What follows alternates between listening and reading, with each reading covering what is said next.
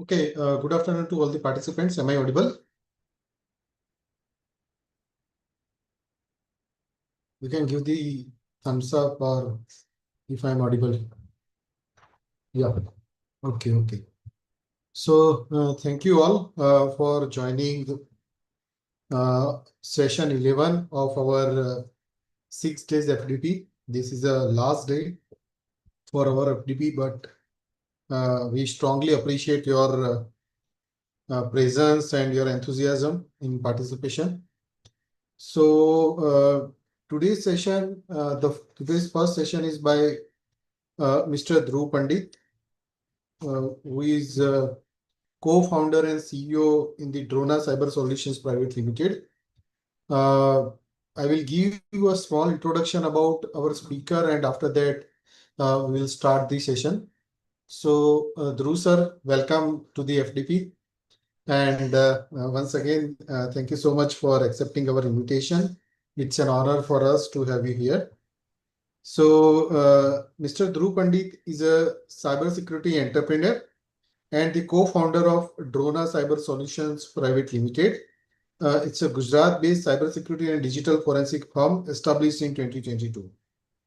The company offers a wide ranges of services. It includes vulnerability assessment, penetration testing, digital forensic, incident response, 24/7 security operations center monitoring, and they have also developed the security operations center called as a DRONA, Detection, Response, Organization, Network and Analysis, a cybersecurity command and control center that aim to strengthen the India's digital defense framework. Under the leadership of Mr. Dhruv Pandit, Drona Cyber Solutions Private Limited also conducts the cyber awareness campaigns and training programs such as the Cyber Yoddha Volunteers initiatives. Promoting the cyber safety and skill development among the youth and professional across the India, Mr. Dhruv Pandit is very famous among the government officers also for his extraordinary services to the government departments. So this is very small introduction for the very big personality. So Dhruv sir, you can share your slides and we can start the session. First of all, thank you so much, Chandan sir, for Uh, inviting us for uh, and spending. yeah, sir, it will be possible for you to present from your side. Yeah, please, I can share it. No Yeah. issue.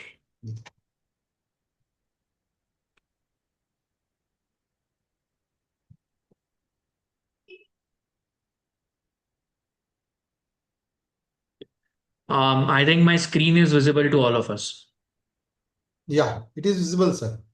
Thank you Okay. so much. So first of all, thank you so much for the inviting me over here, and I'm so glad to spend the time with all of you to discuss on the very need of our topic, which is known as cyber security and the particularly the cyber threat intel. We all know that today we are going to discuss about the cloud security posture management and the defense in cloud environments. But before that, I want to just highlight that why cyber threat intel and the defense mechanism involve the cloud security management as a main component. The reason is that when we see the transformation of the Indian economy and the particularly digital transformation of our nation, we have seen that lots of smart cities, smart industry 4.0, many sectors have been converted to the with the help of a digital transformation. When we talk about the digital transformation, the cloud environment plays the very vital role and the main role in the particularly storing, organizing, and playing with the databases. When we say the cloud data doesn't means that it is something a fancy keyword, or we can say just a we need a need. But cloud storage, the cloud environments, it's the more feasible, more flexible, and we can say the more user friendly in today's environment. So when we see the sectors from such as the startups, SME, MSME, the big enterprise, the PSUs, government organizations, everyone are using the cloud storage. Even the single individual person also use the cloud storage right now. When we see the users like us or the anyone in this our nation, everyone have the smartphones. They use the various type of smartphones, Samsung, OnePlus, anything, iPhone. Everyone now is optimizing the add-on cloud storage. They need extra cloud storage. It's a easy to see the data, to store the data, to use the database at any place, anywhere, and anytime. That's why the cloud security has been the very important for the cloud environment. Since from last 5 to 6 years, we have seen that the cloud security component has been the one of the part to safeguard the cloud environment. But the cloud security posture management is a very important role in the time of a cloud environment. Before starting the topic, as Chandan sir has already given up you the brief about our organization, I will just take your 2 minutes, not more than that, guys. We know that we are over here to share the knowledge. Just allow me for a 2 minutes. Well, like to describe you that why Drona and how the drona is playing a very important role in the field of cyber threat intelligence.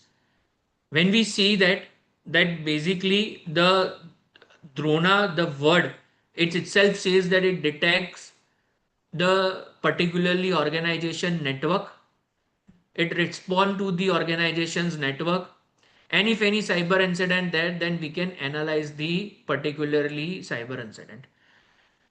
We know that in cybersecurity, there are the number of components, which is SOC, NOC. We have a cloud security, server side security, website security, mobile security. We talk about the security, compliance, audit, and everything. But when we say a integrated cybersecurity command control center, then it's one of the command control center where under the one roof we integrate all the cyber security technologies which is day to day by users by the all the organization. It's all about the EDR, DLPs, server side security, email security. Everything has been integrated into a single dashboard. And when we see the every components database that has been stored on the cloud. Now we say that every organization use the best and the very good products for the cloud storage. We know that there is a AWS, Azure, we have a GCP, the good cloud storage. Even we have the private cloud storage suppliers and the vendors in this industry. But when we talk about the cloud security, I know that there is a one question mark that having the AWS cloud tenant, having the Azure cloud tenant, having the GCP cloud tenant, then why we need a cloud security? Why we need a extra configurations to have a cloud security posture, monitoring or the management? If our data is storing on the AWS, on the Azure, on the GCP, which are the very well-known organizations, then why we need a external CSPM? This is the first question. The second, that if we are relying on the particularly organizations who are storing our database in their data center, then why we are keeping an external eye, or I can say external threat intelligence or the threat monitoring on the particularly cloud storage what we have taken up as a tenant in their big cloud space? Why we are keeping up that thing? The third question says that if our data is been stored on the third party cloud, which is the AWS, Azure, GCP, so are they are not securing our database? No. Is it not like that? When you store your database on their cloud, the particularly cloud tenant or the bucket which has been given up to you for your cloud storage, to secure that particularly portion of cloud is the responsibility of the end user. It's the responsibility of our side to have a proper configurations, to keep an eye on a 24/7 base, to have a proper threat intel, to have a proper defense mechanism, even when our data has been pushing from the our local systems to the cloud. I will just discuss a one short example. When we are in the phase of making the SOC, we take all the critical infrastructure under our scope. Like I can say that firewall, like all the network components, the routers, switches, the access controls. We count the all the endpoints, which is such as a laptop, PCs, or we can count all the servers. We count this all the components as a critical infrastructure. Why? The reason is that our local database is over there. The data which has been stored on the cloud, many times what we think, we just integrate their API for just seeing the log monitoring, like who is entering into the log, or any credential has been breach of you of entering into that cloud, or some attack has been attempting on that cloud or not. But why we are not keeping a 24 cross intelligence monitoring, a pure dedicated mechanism? I will not say it's a SOC, but like a SOC, why we are not keeping the a purely architecture driven SOPs for maintaining our cloud security environment? Because we just think that our dependencies on the particularly organizations such as the AWS, Azure, GCP. No, the cloud security posture management is must, and it need to be done from the end user side who are keeping their databases on the cloud.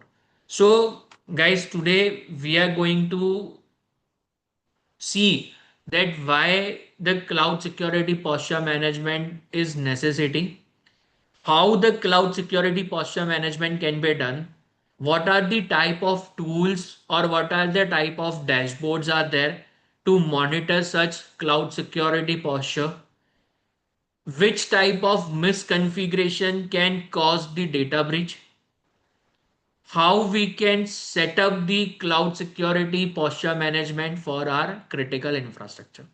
These are the particularly agendas and these are the topics what we can discuss.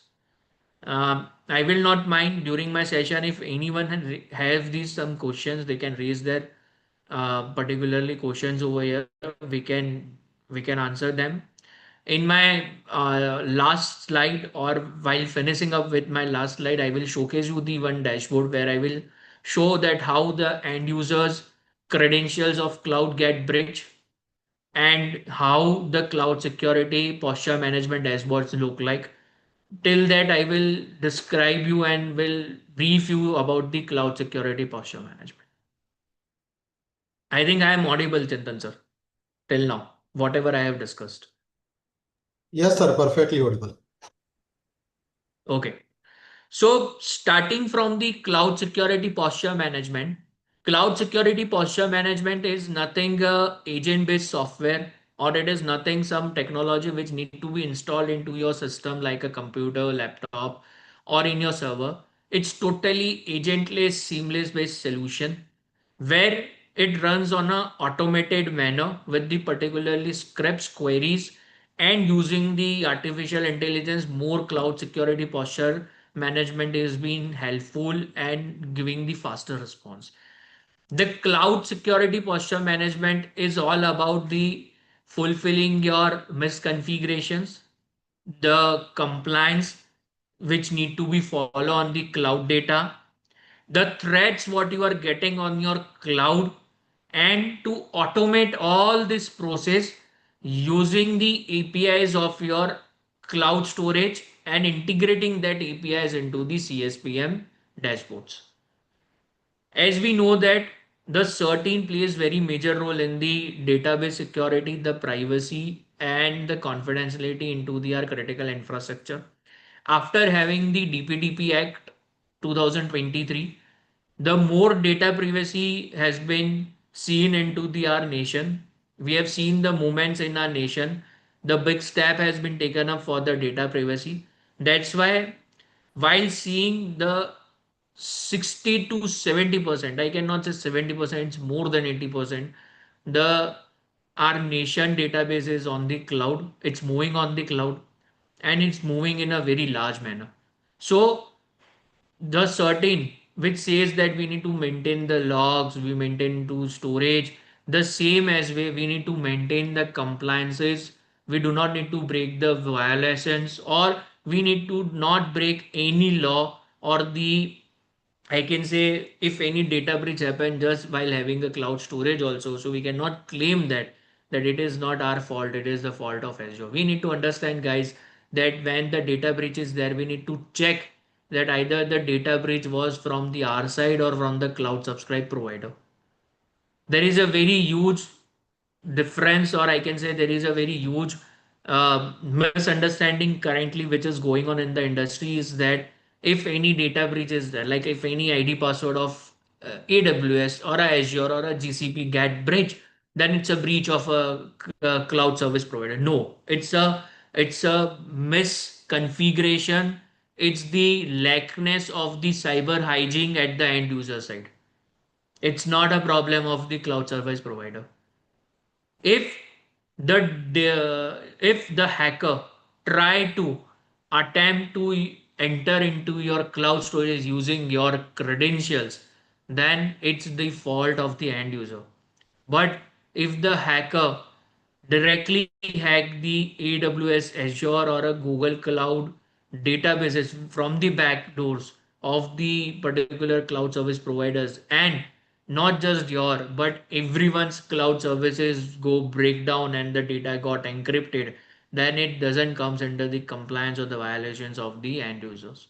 So cloud secure posture management doesn't help you just for the cyber security, but it also help you for the maintaining the compliances between the cloud service provider and the end user, which is moving their data on the cloud. Having the CSPM in your environment can help you out for detecting the misconfigurations. As I said, there are a number of configurations which need to be done on the cloud secure posture management using the just APIs. You do not need to install any agent. You do not need to run any code. You do not need to do the some manual I can say you do not need to have a some heavy type of installation of the software or something. It's just an integration between the APIs of your dashboard, from where you are need to monitor and manage your cloud security, and the API which help you to integrate with your cloud service provider tenant or the bucket. So it give you a real-time threat intel. There is a word which is always known as that threat intel, means that it should be a intel from the 360-degree side. Threat intel also have a two part. One is from the external, one is from the internal. I will tell you in very lang language. In very lang language I will explain you. एक building है, एक building में एक security guard अंदर बैठा है जो आपके इंटरनल मूवमेंट्स को मॉनिटर करता है, इंटरनल चीज़ों को देखता है, और उसको जब उसके सामने कोई चीज़ हो रही होती है तब वो इन्फॉर्म करता है. एक सिक्योरिटी गार्ड है जो बिल्डिंग के बाहर खड़ा है, without entering into your premises, without entering into your any building. वो बाहर से बैठे बैठे आपको बता रहा है कि आपके बिल्डिंग में बाहर पे ये डोर ओपन है, ये विंडो ओपन है, यहाँ से ये वो एंटर हो सकता है. सो you have a security from the both layer, from an internal and from an external. The same role the CSPM plays. You already have a security features by default which has been given up in the AWS dashboard, GCP dashboard, Azure dashboard, while having the cloud services or the cloud management. But when you keep the CSPM as one of your component for the SOC or any your cybersecurity operations, it gives you the more tighten up the cyber security for a real-time cyber incidents and the cyber threats which is coming up for your critical infrastructure. CSPM gives you the real-time threat monitoring, threat intelligence. Also, it help you out for the real-time remediations also. The reason is that in the dashboard, you can have the security posture graph. In the dashboard, you can have the misconfiguration suggestions. In the dashboard, you are having the live threats which are coming up to your particular critical infrastructure. Along with that, your analyst, your cyber experts who are monitoring this particular system can remediate the cloud configurations and the integration of your internal databases and can change the security mechanism into their cloud environment. It helps you for the real-time remediations also. So cloud security posture management is not, it's something not like that, that if you just integrate it, it will give you the pop-up at the time of any threat only. It is a real-time mechanism which need to be worked for a 24 cross 7 work 7, including the experts and the analysts who are keeping an eye and monitoring this particularly ecosystem. So this is the a short brief about the CSPM, that how the CSPM operate, how the CSPM give the results, and what type of benefits you get in your organization while having the CSPM mechanism into the your critical infrastructure and the cyber operations what you are handling. All we know that there are the three type of cloud storage what we have seen currently: the infrastructure storage, we have a platforms, we have a software. There are the three phases of the storage. So CSPM also divide their mechanism for your multi-cloud environment. It doesn't see the purely just from the upper side. The CSPM help you out for the multi-cloud environment also. They go internally as per your cloud environment, which has been divided as per your cloud architecture designers, and they help you for the proactive monitoring and the management and keeping the compliance and the security for your multi-cloud environments. When you see that when you have a IaaS platform, the CSPM help to monitor your virtual machines, the storage and the network configurations. When you have a PaaS, the CSPM help you to manage all your web applications, the database, and the DevOps tools which are been running over there for your regular updates or for the thing. The SaaS model help you out to monitor the emails, the tools, the CRM systems which you are running up over there. Today, what we are doing, if our some email is running on our cloud, we are taking the email security and we are thinking that the email are secure. The email security tools help you out to just do not have the, I can say, a spoofing or your email credentials or your something email doesn't get breakdown in the terms of security. But when your email database has been hosted on your cloud, your emails is are running with the cloud platforms, the CSPM helps you to monitor your the particularly email environment which is running on your cloud. So again, over in this scenario also, you have again internal and external security. You are using the email security tool also. You are also using the CSPM to look out the externally and again your cloud environment security on your emails. So your security has been covered up on with the double layer.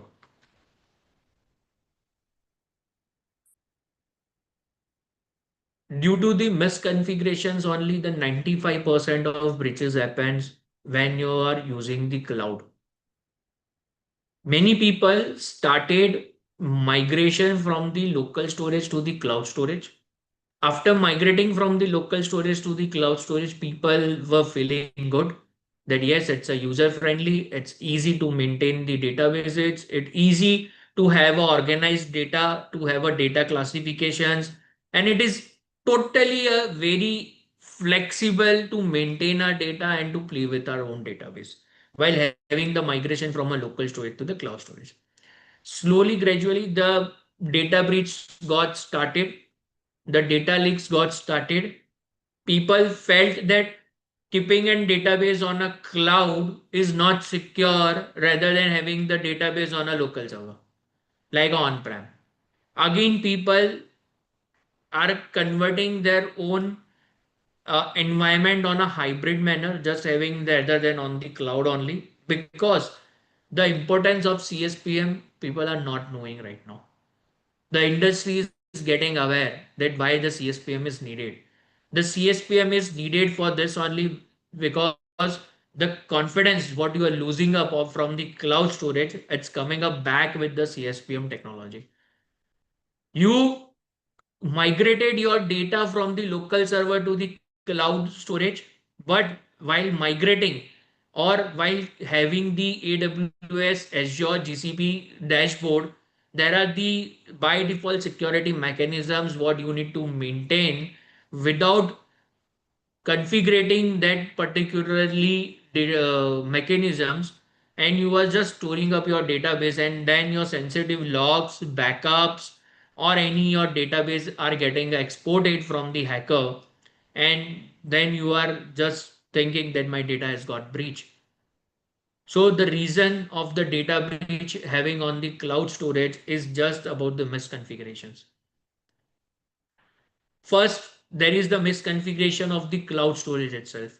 If you do not configure your properly log storage, cloud storage, you cannot have the proper data security over there. You can see that in cloud, when you go to the location of a configuration path, I have given a short example over here that in AWS you have S3, you have a permissions, you have other security mechanism which you can have a by default cloud security features over there. This configurations has been configured properly. After that, you can have an external CSPM which helps you to detect the publicly exposed buckets, monitor your particularly databases, and the CSPM technology can give you the remediations which you can remediate in the real time.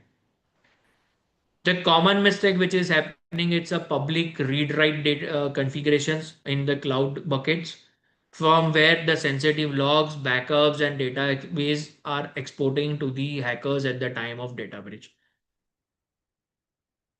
The second misconfiguration what we are keeping up is IAM. There is the one of the another feature which is known as in the cloud environment, which is IAM, identity and access management, which is a misconfigurations. Again, we have shown the path that where you can go in your cloud buckets and you can have a proper IAM configurations. The again common mistakes what people are doing while having the cloud database, it's admin access roles, lack code credentials, and again your database got breached. Again, your data has been loosed up. If you properly configured the IAM feature in your by default AWS and you just help you and you have a CSPM, you can have a proper flags over or your provided roles and the responsibilities. It can detect the missing the MFA on your cloud, and it will also help you out for inlining the IAM in your particularly cloud. If the CSPM has been integrated with your cloud, then the CSPM only will give the results on the dashboard that in your IAM, these are the particularly misconfigurations which are there. If the misconfiguration is not been configured properly, then you can have a database. And along with that, you get the real-time threat intel also. There are the network exposures, particularly security groups, the firewalls, virtual machines, everything need to be configured again on the AWS. These are the particularly different categories. What I'm trying to say you is that the just having the bucket and keeping up our data over there, it will not give us the solution. We need to configure the different thing. I know that many people know how to configure database on the cloud, how to have a cloud architecture, but many times we just forget to have a small configurations on our particularly databases. So these are the uh, uh, categories where the misconfigurations are happening, and due to that also the data breach is happening on the cloud. Then we have the misconfiguration at the side of database and the backup. We do not keep the proper configurations, then again your data backups are got in breach. And there is again the benefit that how the CSPM helps out you for the misconfigurations at the time of CSPM. Then we have a logging, monitoring, and encryption gaps. This is the also one of the main concern where we need to see the configurations, because if your logging and the monitoring is not being configured properly, so if some hacker tried to attempt and they got access of your cloud storage, and if they come down, they enter in your cloud environment and they just move out, if you do not have a proper mechanism over here or a proper configuration, it will help you out. It will not help you at the time of root cause analysis or the IR. So for a root cause analysis and for a IR, the logging monitoring configurations are must needed and it should be configured properly. Then we have the CI/CD infrastructure configurations which need to be done over the cloud. This is the also a very important role which play over here. And this all the configurations are working properly or not, they are following the compliance or not, and the real threats are coming up on the cloud, and due to this misconfiguration, if that threat actor is getting the access to the cloud, this all role plays by the CSPM technology. So this technology just work while integrating your cloud. You do not need to do any rocket science. There is a one API of a cloud. Just integrate with the any best CSPM tool. You will get everything on your dashboard and you can monitor it.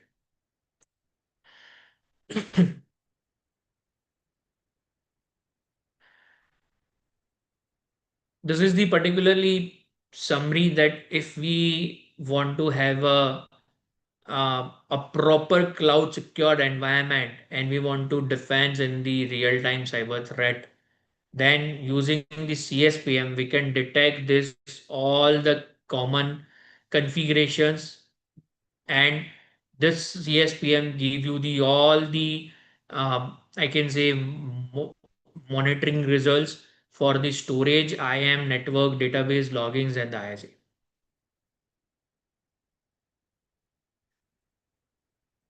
How the CSPM works?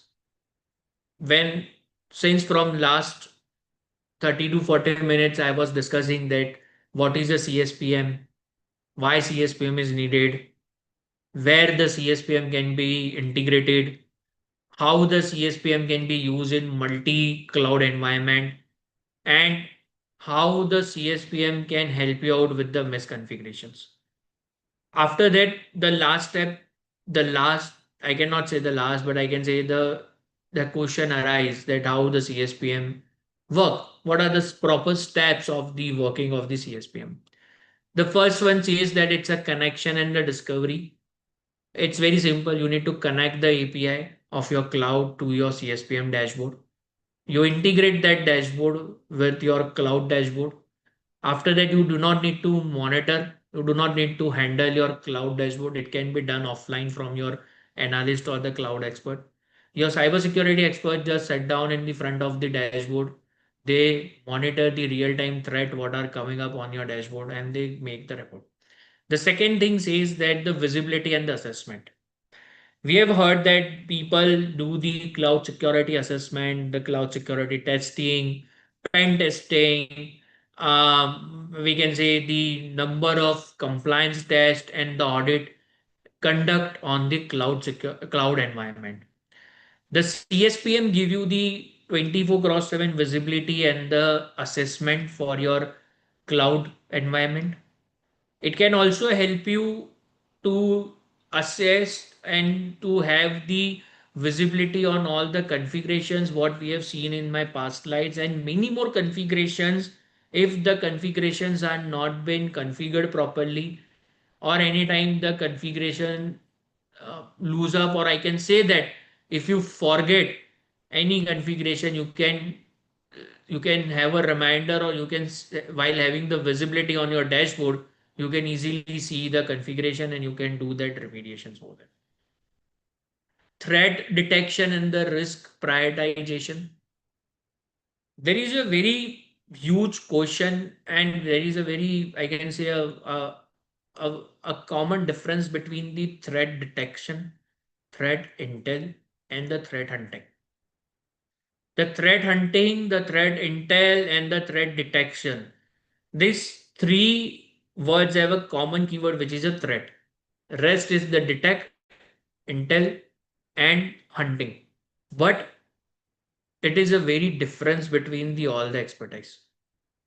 If these three keywords work at a time, there is a 99% SLA, where you cannot have any type of cyber incident. What majorly any big cybersecurity OEMs or the product company says that.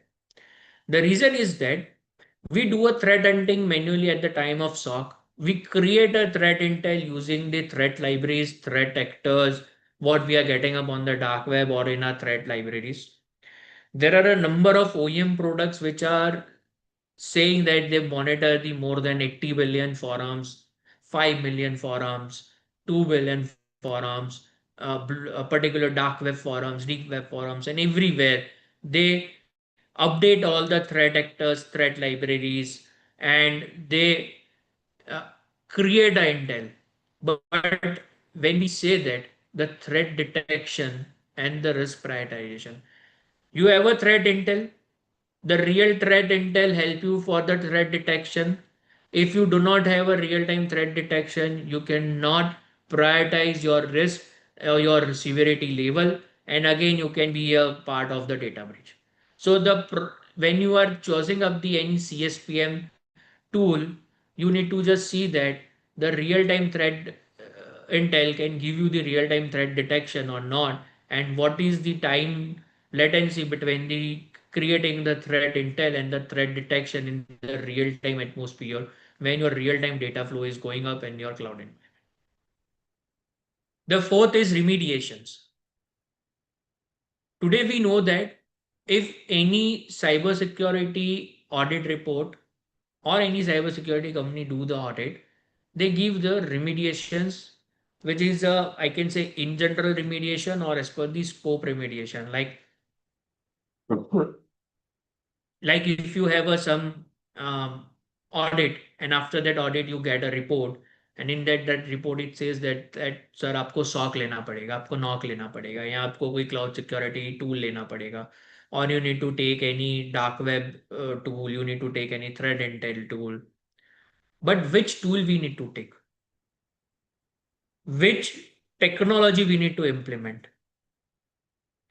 on what component, and in that component at which part I need to integrate. That is the main thing. The remediation in the CSPM you get on a exit manner.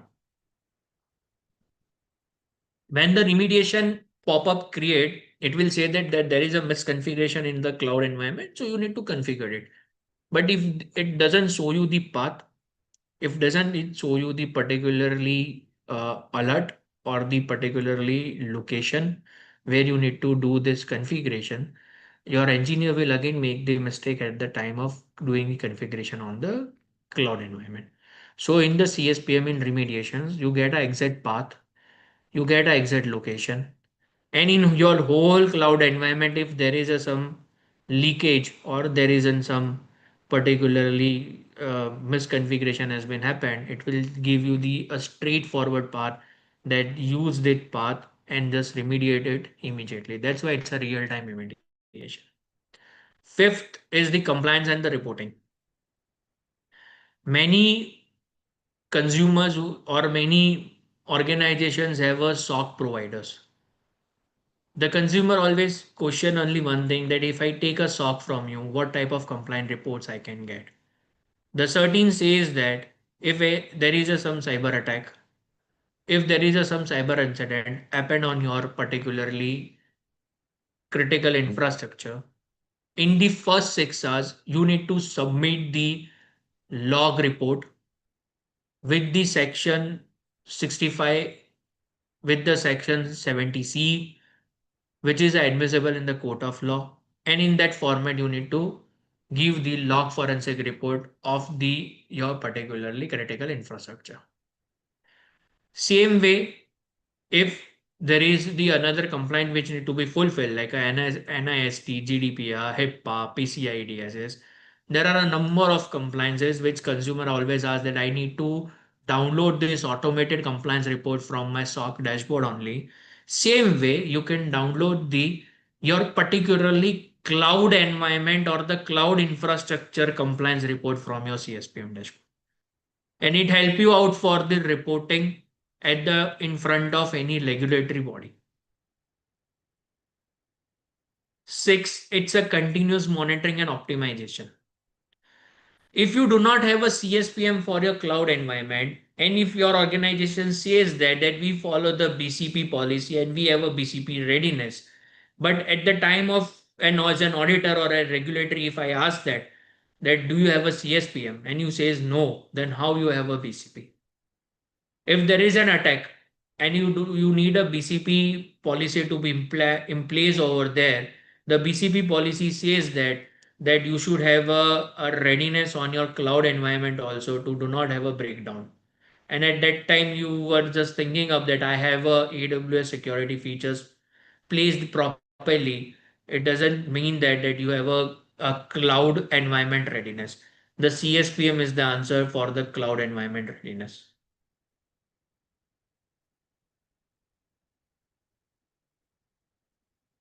And seven, it's the integration. So basically, it's very easy to integrate. It is very easy to maintain the governance on your particularly dashboard. And this seven steps can easily help you out to integrate with any CSPM tools or the technology for your clouds, which are AWS, Azure, GCP, or any private cloud.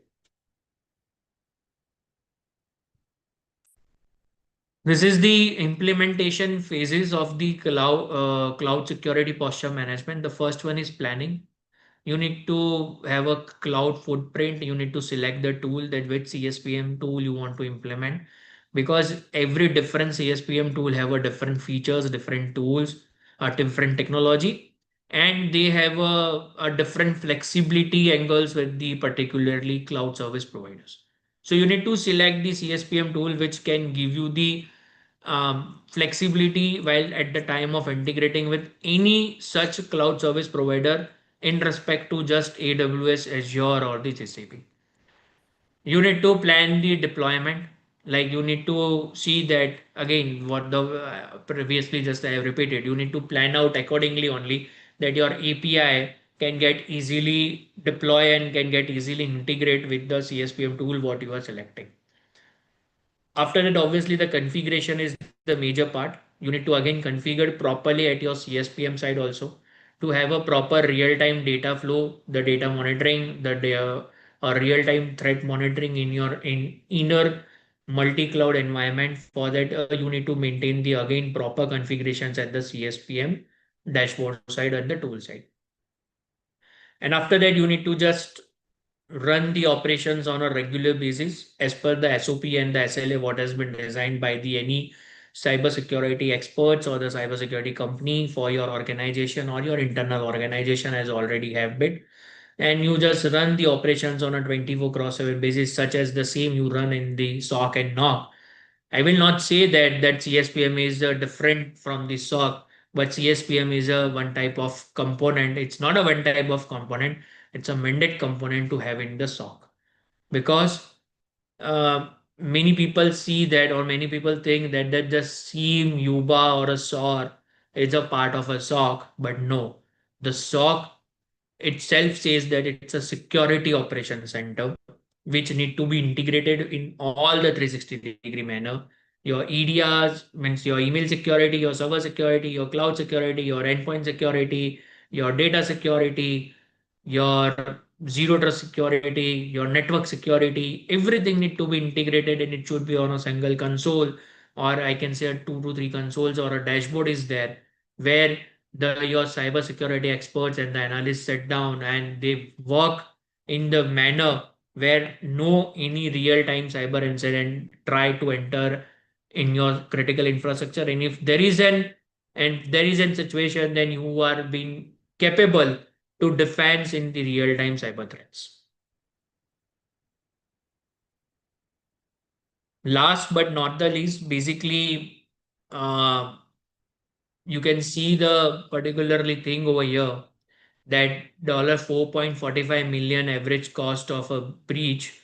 The reason is that when we see the particularly investing in the CSPM, it reduced the risk of breach. It ultimately saved the organizations from facing the financial loss. That is a average around 4.45 million each time. The reason is that if your cloud storage has got bridge, even if you have a backup on a cloud only, your business continuity is not there. And if I just give you an example, if you're a listed entity in India, your stock price doesn't depend on the profitability or the business expense and what you do. Even if you have a cyber attack on your organization, it will affect you the financially also in the stocks, financially in terms of paying their ransomware, financially in terms of creating a whole new infra, and financially in terms of investing the whole infrastructure just to know the root cause analysis that why it happened. The answer is very clear. You have a misconfiguration. The answer is very loud that you do not have the CSPM. And the answer is very bold that the CSPM is mandate as the part of the cyber operations. It has not been mandated by any law or the any court, but it has been by rule book. As an cybersecurity expert, when we talk about the 24 cross 7 security operations or the cyber threat intelligence and the mechanisms, then the CSPM should be there because the all the organizations and maximum network and the maximum data of our nation is traveling on the cloud environment. Before before closing the session, I will like to show you the one dashboard where you can see that um, how the cloud security posture management help you out. My screen is visible to all you guys. Chintan sir, my screen is visible.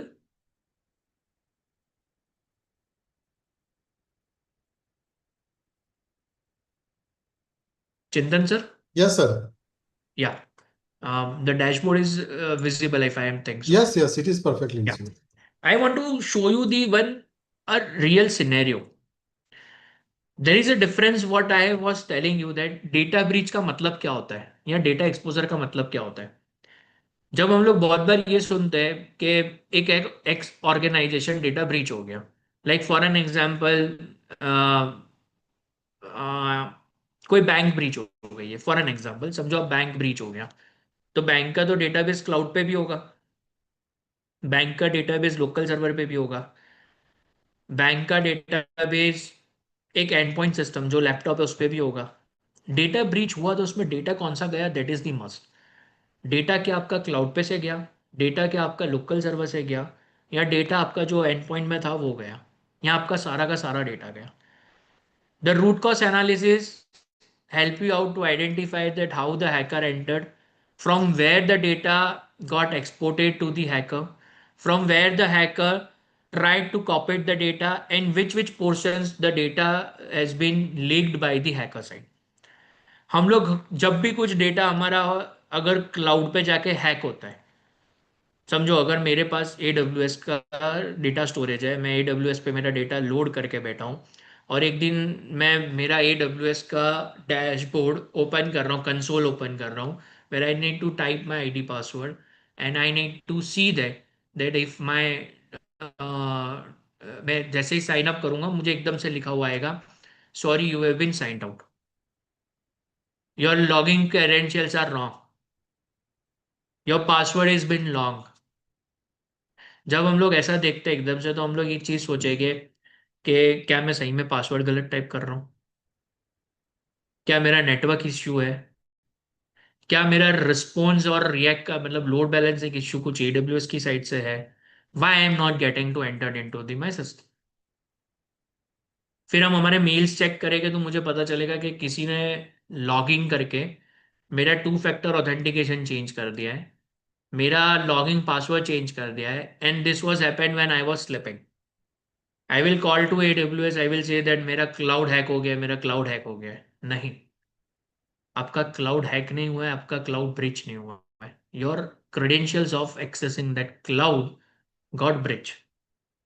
Now how you will get to know that the credentials what you are not storing in your system, it has been just stored in your mind, you have not kept a permanent logging, then how it got breached. The reason is that when you have been opening up your cloud console into your any browser, Mozilla, Chrome, any browser, the password what you are typing into your input field of your console, it can be breached through your Chrome also.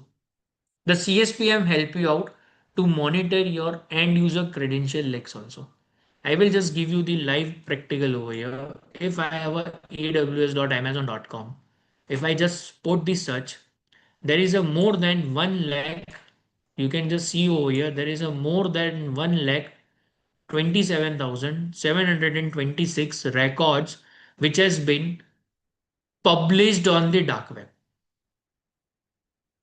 These are the IPs which have the particularly database link where the keyword of aws.amazon.com has been written up. It can be the mail IDs of amazon.com. It can be the mail ID of the any end user who is having the access of their particular private cloud. But this is not a data breach of a AWS company. We need to try to understand that thing. When the AWS main company get breached, then it's a need of our, it will create a red alert in the whole globally because the AWS have a lots of subscriber. But a private data get breached, then it's the end user cybersecurity hygiene which need to be maintained.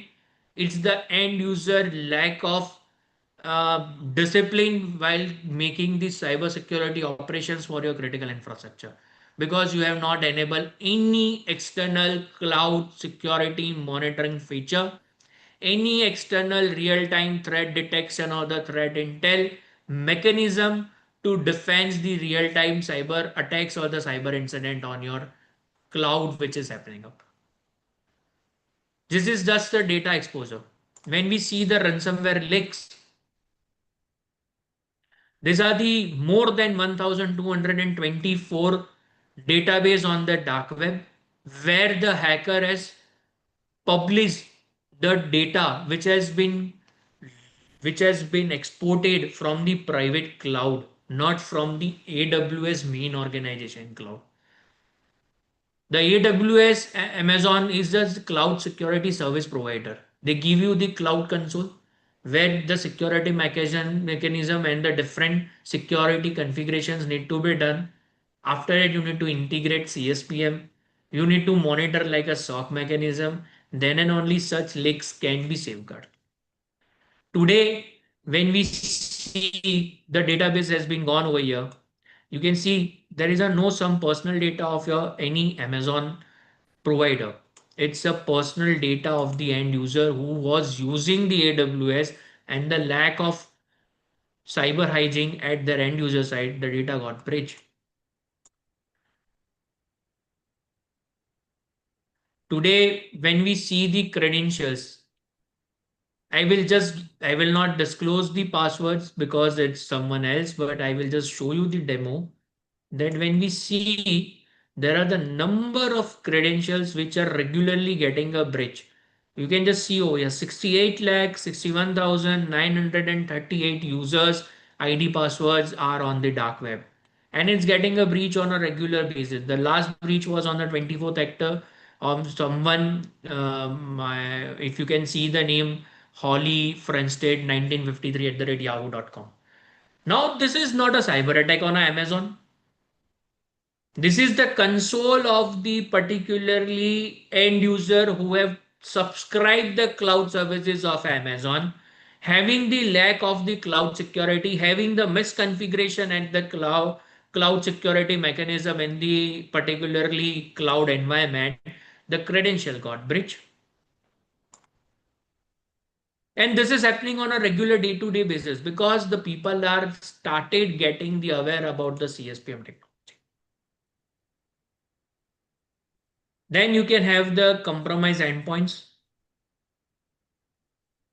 If your endpoint, if I say that the laptop from which I have been just online right now on the Zoom call, if my laptop has only got compromised and if I don't have any alert of my laptop in my SOC, and in my laptop I open the cloud security console, and then the hacker in the backdoor can view my screen of the laptop that what I am typing by the keyloggers, what I am doing the activity on my console, the hacker can easily write my username, my password, and it can get published on the dark web. Again, your data got breached.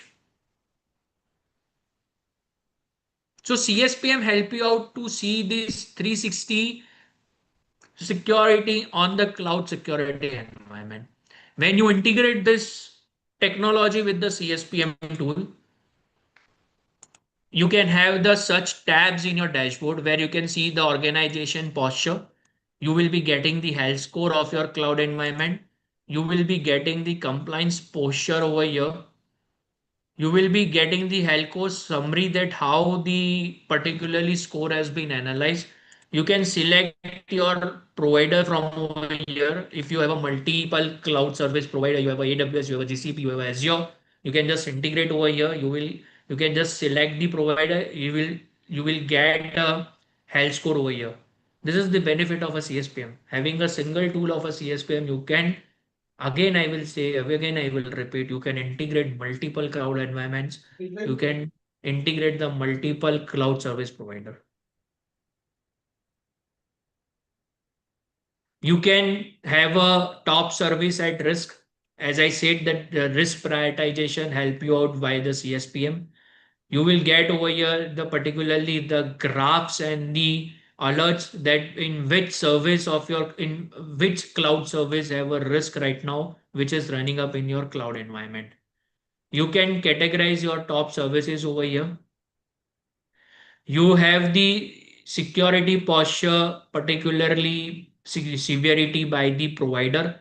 So by the provider says that the AWS, Azure, GCP, उनका जो खुद का security mechanism है वो भी CSPM यहाँ पे बताएगा भाई प्रोवाइडर की साइड से ये सिवियरिटी है, आपका जो अकाउंट CSPM में उससे आपको ये सिवियरिटी है.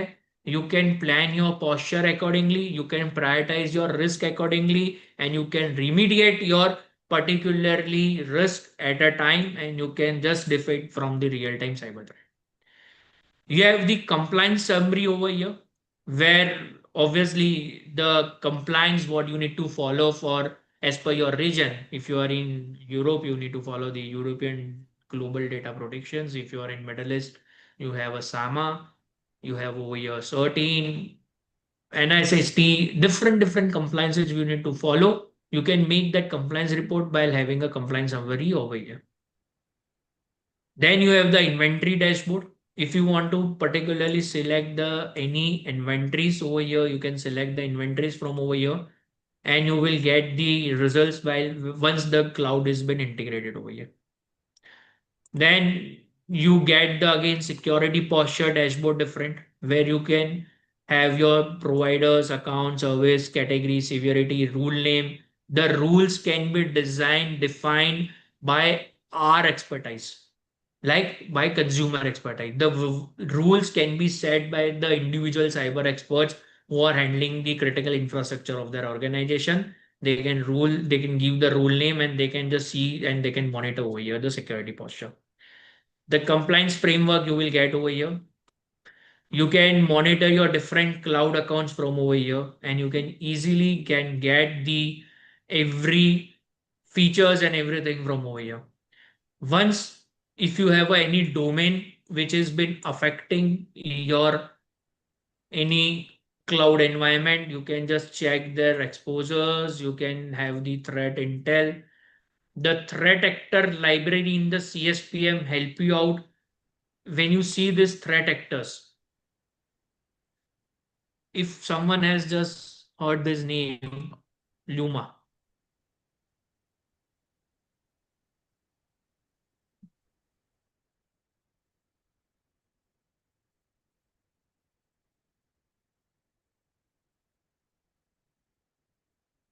Majorly, the cyber threats what we are coming up to our nation is from the like we know that there is a APT3. You will just have a threat intel. Now, this like this you can create the threat intel. If you have a threat actor name, you can just search in that. You can have the malware family, how the malware family react if such threat actor will attack in your cloud environment, then what it will steal? It will just steal your credentials. It will enable the keylogger and the backdoor in your particular cloud environment. And at the time of threat intel, if you see in India, the targeted industries for this threat actor is aerospace, construction, manufacturing, technology, telecommunication, transport. So any companies under this sector, if they get a threat intel on time, then they can easily can safeguard their cloud environments. So like this you can have the particularly, sorry, my screen is not visible. Yeah.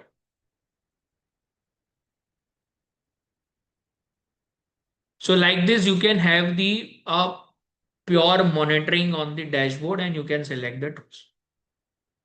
Any questions or something till now in this session?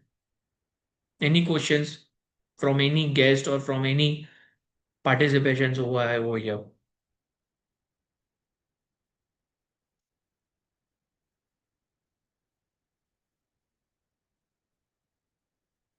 Chindan sir?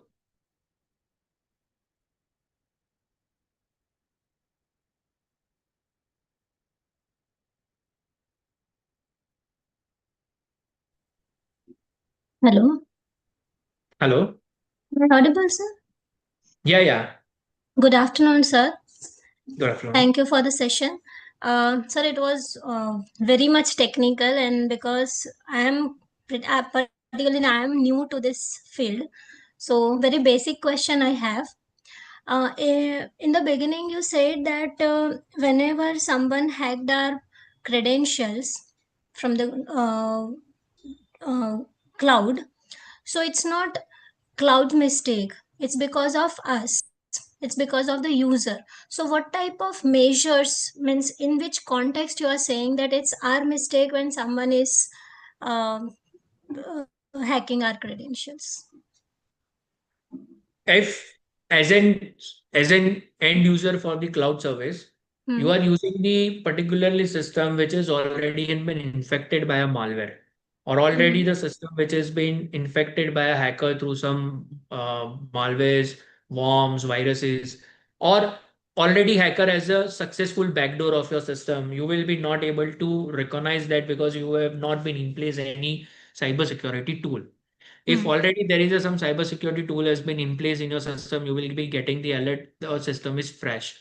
Hmm. Then no credential leak can happen. But at the time when the system is already been Hmm. compromised, the web browser is already been compromised, and if you are typing or performing any activity, that can be looked up by the hacker. And at that same time, the hacker sees that you are typing your ID passwords or the particularly window you are opening into the infected system, that system will crawl that data towards the hacker side, and hacker can then misuse that database while changing the password, by taking the fully control of your cloud console, Hmm. by performing any bad practices which will affect you in the term of data loss and the financial loss. So Hmm. the Oh. measures are very simple, that you need to follow the simple basic cyber hygienes on your endpoint. If you're an individual, if you're handling the cloud from your Hmm. mobile phone or from a laptop, then you need to make sure that your laptop or a mobile phone is already a secured and disinfected device. You should have some mechanism already in place before performing such operations that give you the alert that your systems are being infected or not. Hmm. Okay, so means there are many factors. There Many are many factors. factors. Many There are factors. many So factors. before pointing out the finger towards the cloud service provider, we need Hmm. to configure the cyber hygienes and need to follow the cyber security posture at our end user side. Right. Okay. Yeah. Thank you so much, sir. Thank you. Thanks. Thanks. Any other questions?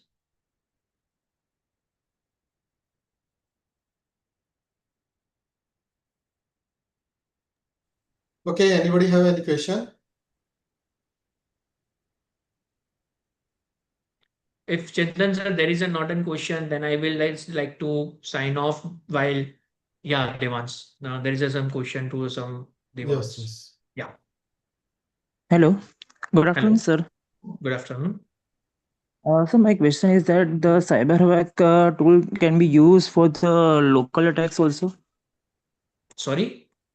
Like आपने अभी जो एक demo दिखाया था ना cyber hack का, Hmm. तो वो हमें जस्ट लाइक क्लाउड के अटैक्स के इंफॉर्मेशन ही प्रोवाइड करेगा या लाइक जो लोकल में होते हैं साइबर क्राइम्स के कोई या डेटा भी ब्रीच होते हैं? कोई भी data breach, any type of data exposures, any type of data leaks through the ransomware attack, Metri attack, DDoS attack, any type of attack which attempt to your critical infrastructure, and if it's getting a breach or it's already a breach or it's already the system has been compromised, it will get give you the notifications.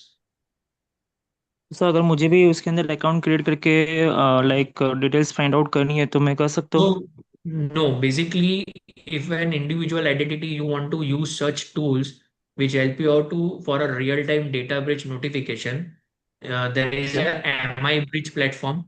There are the endpoint security tools which has been used by individuals on their mobile phones and their personal laptops. Okay. Yeah.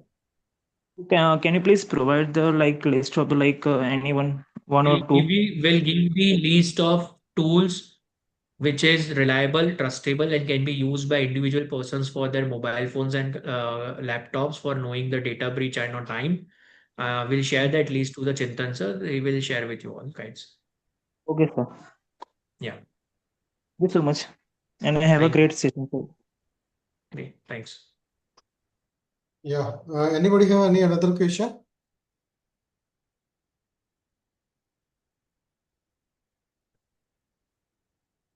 I think there is no question, Dhruv sir. So once again, thank you so much for joining to our session.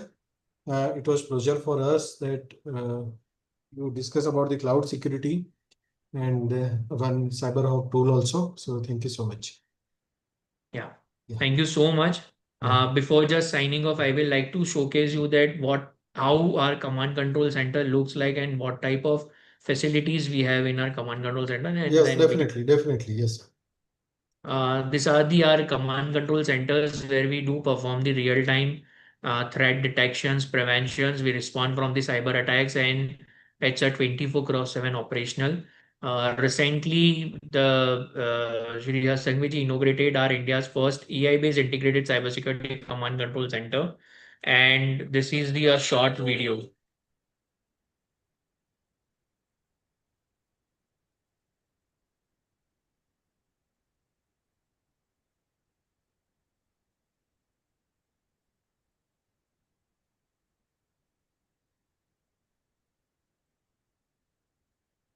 So thank you so much to the Kaushalya University for inviting me over here. Thank you to all the participants for listening me.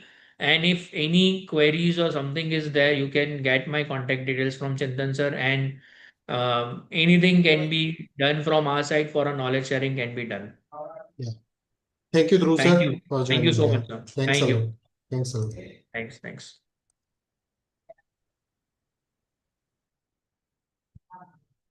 Okay, dear participants, till our next expert joins, I think we need to wait because he will join around 3:25. So let us have 10-15 minutes break, and after that we'll start the session. If anybody has left the attendance, please mark the attendance sheet. We'll lock at the 3:25 when the next session starts.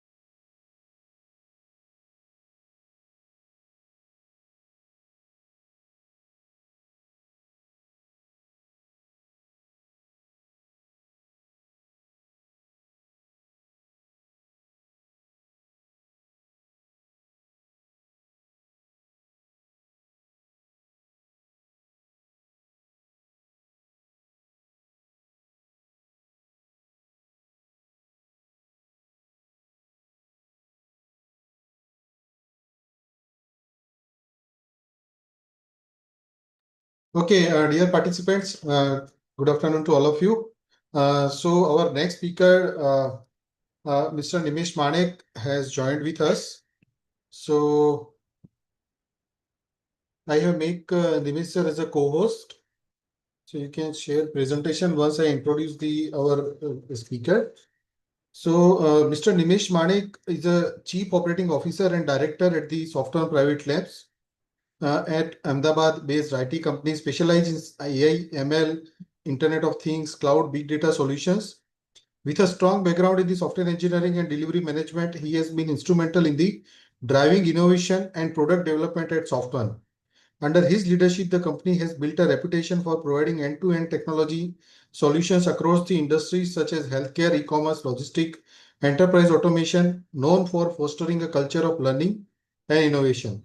Nimesh Manek emphasizes skill development and cutting-edge technology adoption, helping position Software as a prominent emerging technology firm in Gujarat. So I request Nimesh sir to share his slides and you can start the session. Hey everyone, am I audible? Yes, you are audible, sir. Okay. Hey everyone, how are you, man? How was everything, man? Yes, sir. I think participant will not be able to communicate. We have muted all of them, Okay. but they can Yeah, give you the thumbs up and yeah. emojis. Yeah, Okay. So I hope Chintan, you can see my screen. yeah. Yes, sir. Okay. So today, as Chintan, hey everyone, so Chintan has given the whole insight about me today, and we are today gonna talk about open source intelligence as well as the artificial intelligence in the cybersecurity. So we'll walk through with the open source um, you know um, technologies and how it will help you in the cybersecurity, how it will help you for any kind of cyber investigation, right? Hey everyone, my name is Mr. Nimesh Manik. I am a CEO, Software Labs Private Limited. So today's agenda is the open source tool. Will go through the web intelligence informative websites. We will talk about how it will help you in any cybercrime investigations, what is OSINT, what all are the tools which is mainly available for any open investigations. We'll extract the data from the public sources, and we'll talk about some tools, websites that will give you more insights. Okay. So what is open source intelligence? So it's an methodology and discipline. Sir, sorry to interrupt. Can you put Yeah. your slides in the presentation mode? Okay, sorry. I already did that, but let me. Is it fine now? 1 second. Uh, no, I think it is still in Okay. PPT mode only. Okay, 1 second, 1 second. Let me reshare my screen. How to close it? Stop share. Share my screen. And let me gonna share my whole screen. And now is it fine? Yeah, it's completely fine, sir. Fine. Thank you. So what is open source intelligence? So it is not a technology. If we'll talk about, hey, this is a newly introduced technology, no, it's just an methodology, or it's just a technique. Why this is a technique? To collect, to relate, to analyze the information. But which information? Which is publicly available information. So we are not gonna hack anybody, we are not doing any kind of brab here. So it will just a simple public available information which is available on their constant, right? So how you will do, you will collect, you will analysis, you will process, um, you will take a help of OSINT for your investigation. So what you will do, so what you need to do is, first you need to plan. What you need to plan, that what you need to do, what information do you need, what is your goal here, right? You'll have to see what things you are required. Let's say, for example, I want to see logs of my some publicly available terrorism. So my goal is to collect the information about any terrorist or terrorism, right? So we'll do set some goals. The second point is the collection. That means we'll simply collect the data which is available on the news media, social media, blogs. We'll talk about what information we can gather on the internet. Okay, so what we'll do then, we will collect some data. After that, we'll process and we'll explore more, and we will um, um, like organize all the data in a manner so that we can extract more and more. After that, we'll analysis this. Okay, so we'll analysis the data, we will deep analysis the data. After that, we will have a clear picture and data that this data I can utilize for my further investigations, right? So how many types you can do the investigations with help of open sources information? So there are two types. The first one is the active OSINT. The second one is the passive OSINT. What does it mean, active and passive? So active, that means you are contacting, you are touch base the information directly. Okay, and the passive one is you are putting like you are putting the gun on someone's shoulder, and you hired somebody instead of you, or you will pay somebody and they will do the investigations. Okay, so this is how the active and passive designs. So in active, you will be in contact with directly with the target, but if you do the active OSINT, if you do the direct investigation, you should have a more accurate information, right? And if you do passive information, so there is a third party or you hired somebody's and they will do the investigation, so the information cannot be accurate, right? So there are a lot of tools like passive OSINT. There are SADON, WHOIS, there are Maltego, there are Sudan, like Google Doc. There are a lot of tools which is available. So which information you can consider as an open source information? For an example, you went somewhere and there is a public speaker who is saying something, right? As in podcast, as in public speech, anything, right? Or somebody has, let's say for example, we have published some data for some financial data, some technological data, which I put on the internet with my own consent, that everybody can use this data. So you can use that, right? Or you can purchase some data, so you take some um, subscriptions, like for example, there is an Amazon Prime, and you are purchasing for 1 month, 2 month, 3 month subscriptions for that, right? To watch some movies or some series. But what if you will download that movie from the dark web or illegally from the torrents? So these are two different things, right? So if you download any data with their subscription, nowadays news channels are also um, taking some charges for their to watch some their videos or newspapers, right? Or you heard something on over the internet, rumors or anything, right? Or you meet somebody and somebody disclose some data in front of everybody, right? So these all data you can consider as an open source, like the media over the internet, any geographical data, observations like camera, video recording, reporting, any social informations, anything. Or somebody has put the research paper over the internet, right? So these all open source information you can use for your investigation, right? So what all are the common OSINT techniques for your web intelligence extraction, right? So you can use search engines, you can use social media, you can use public records like documents, newspaper, organizational data, records, right? Some news sources, some web scraping, like you will go on the internet or basis on some help of tools, you will extract the data. And there are some data analysis tool you everyone knows about it, like Excel, Tableau. These all are available over the internet. So, how is open source intelligence used? It will use for security and intelligence purposes, right? For business and market research, for investigative journalism, academic research, and legal proceeding as well, right? Okay.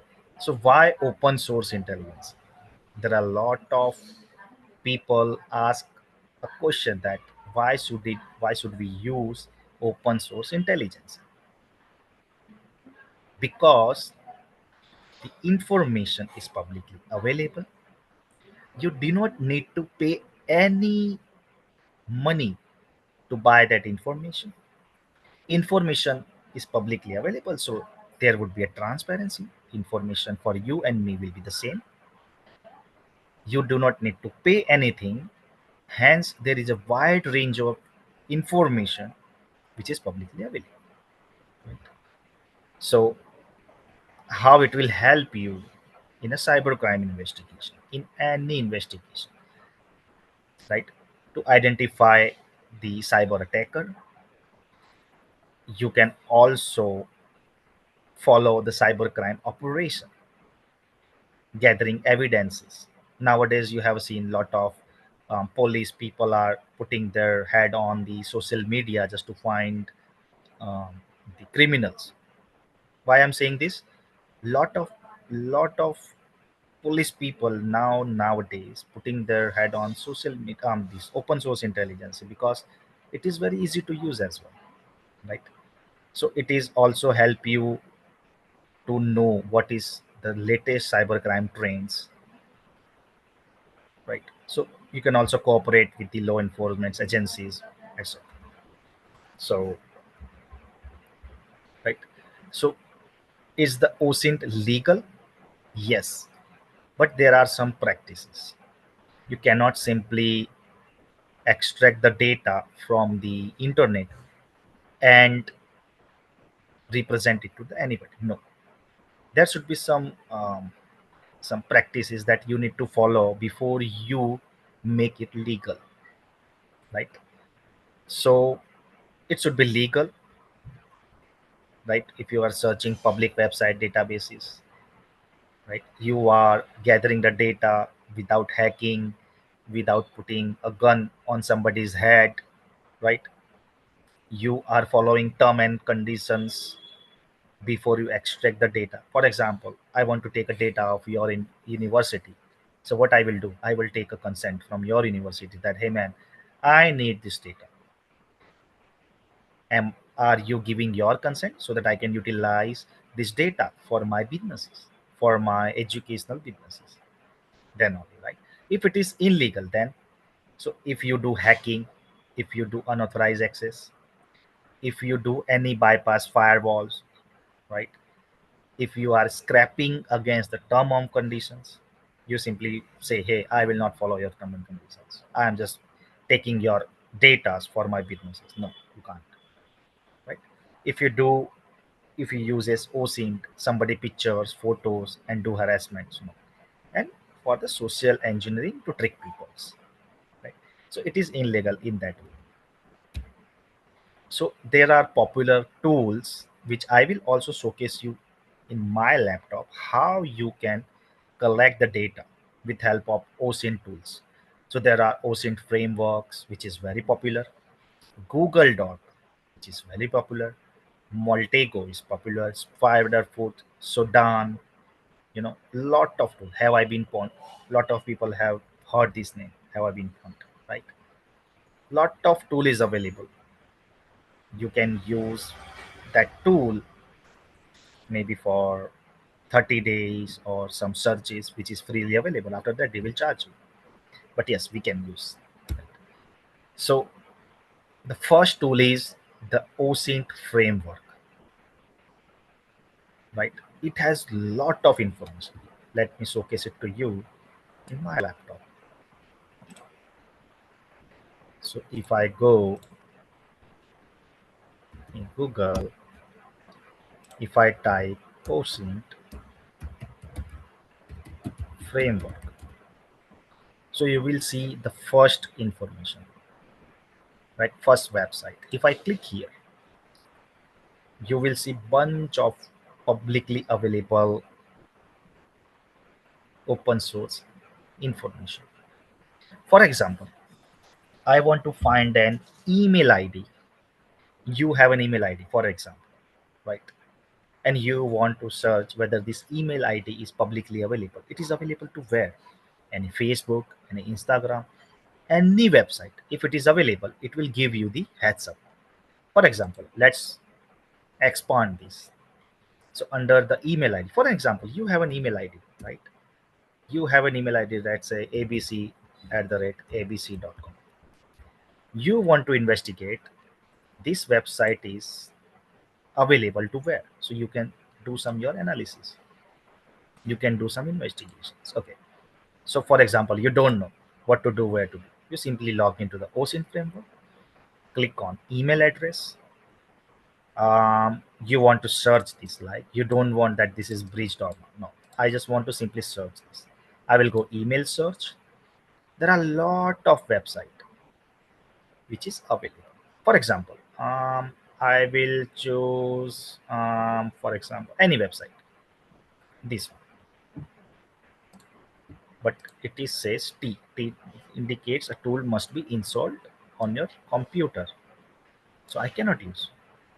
I need to install the um, um, some software on my laptop, for example Hunter. Okay, so I need to log in it for free. So for example, let's log in, try to log in. If I log in, I can use it. Okay, then require registration, Hunt, hosting industry, APOs. Let me see if I can find. Search now. Okay. Okay, I can search. So abc@abc.com. If I search it,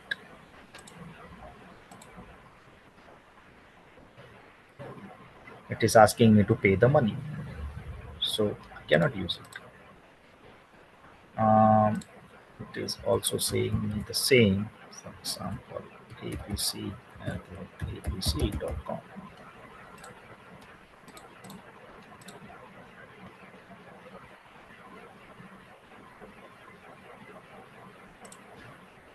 What should I do?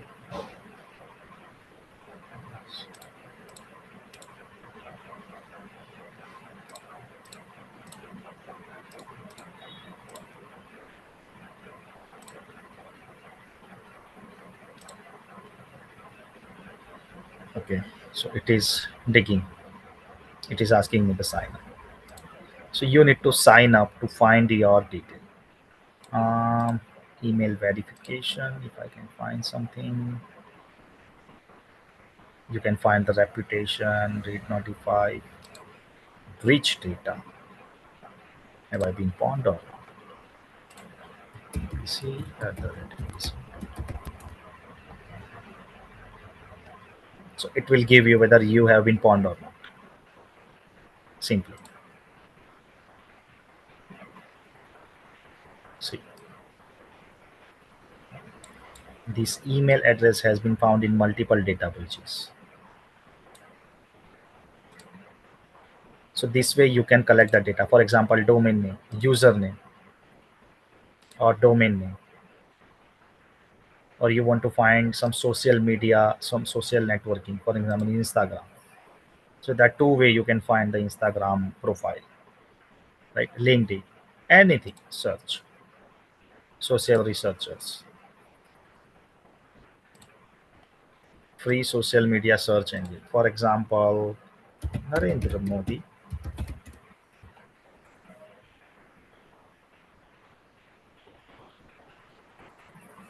No, right? So you can go with any topic. dating, telephone number, public records, anything, trainings, OPSEC, threat intelligence, AI tool, ChatGPT, DuckDuckGo, anything, terrorism. You can go with terrorism database as well.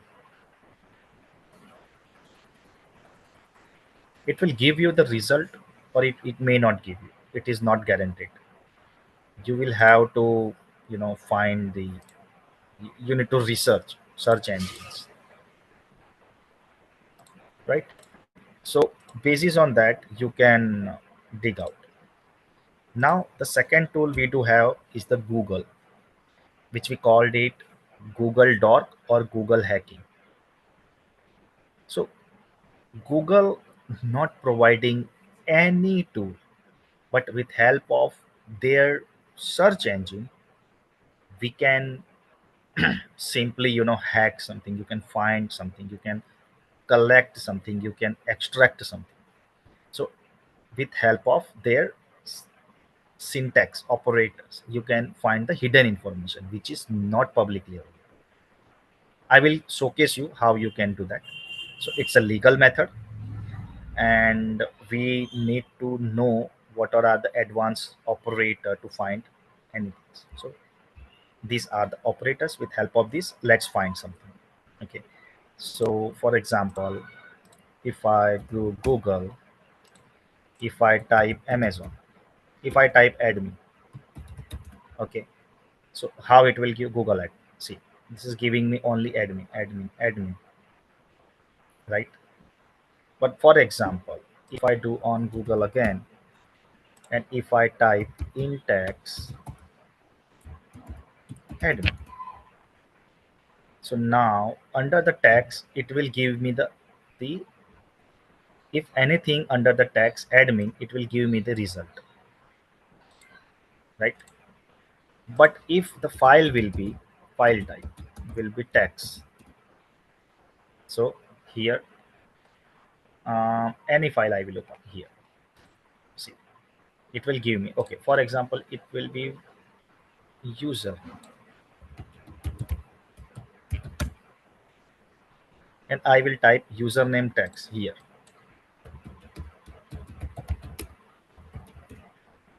See, the both result are different, right? But here if you go, the result are different. For example, if I do open this,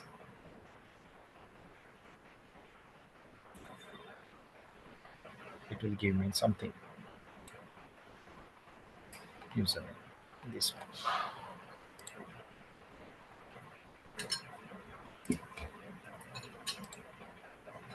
See,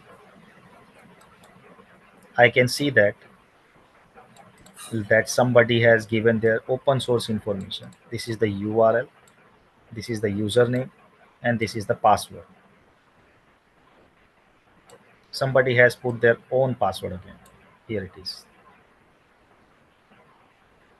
See, every information openly available, right? So you can find out, for example, it should be password under XLS. Okay.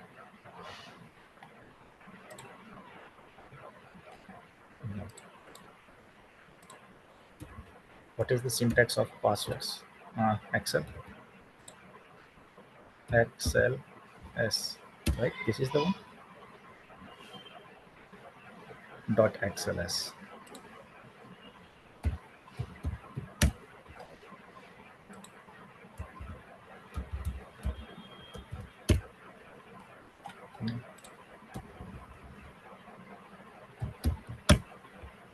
See, BSc first year. If I open it, it asks me to download it. Let me download at my desktop on the document, for example.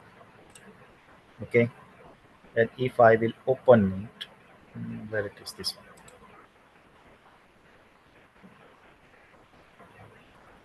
See, now government Vivekanand PG College, I have all the information. Shubham Sivendra Pandey, username, password. Umesh Yadav, username, password.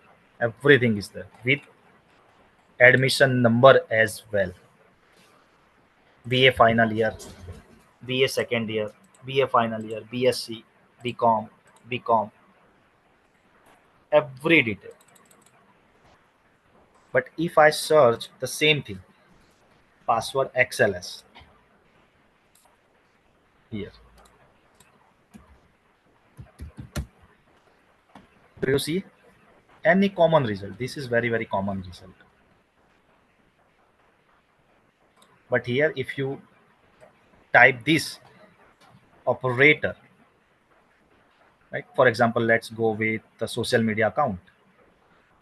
Okay, again, I'm downloading this file, and if I open it, see, username, password, email, username, password, right? Let go some other things. Let type in text password, okay, and this one, Google group. See this password, Orally Media, seat one, young adventurous. Okay, password 2025. See, latest password 2025.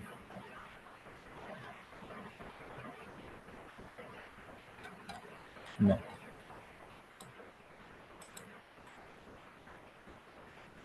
this it. Seat one, Google group, BRC, CloudFront, LIC, right? So you can do anything you can do with help of this operator. In URL, it will be logging, for example. If you want to go with any link, if there would be a in title, for example, um, if I type site youtube.com and in title it should be hacking.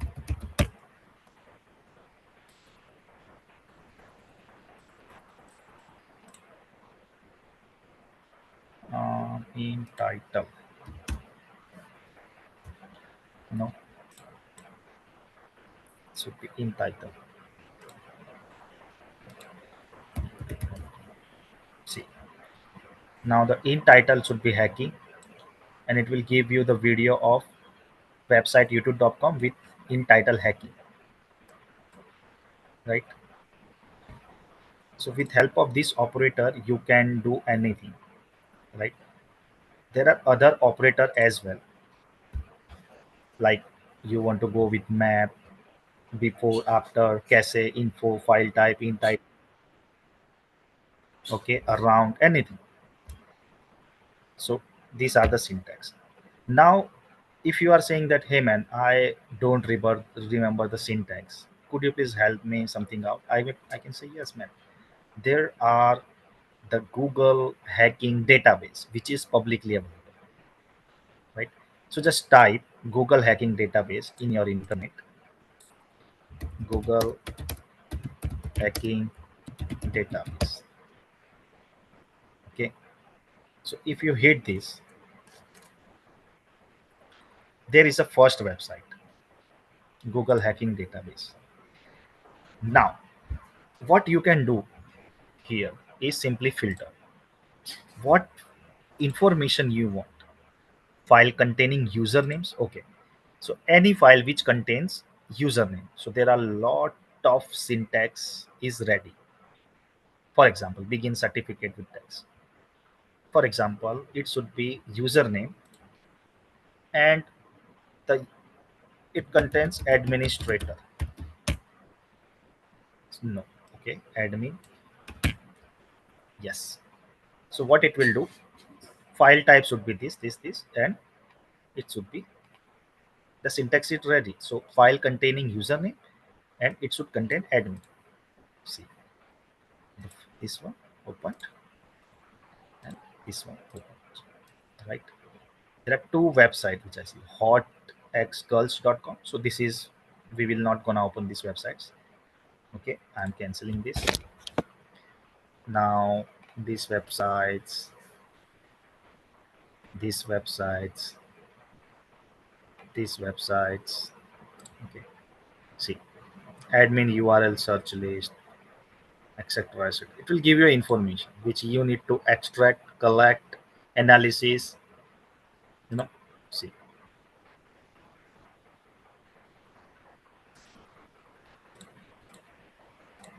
Okay, you want some camera kind of information, sensitive online information, anything. Okay, let's for example just refresh it.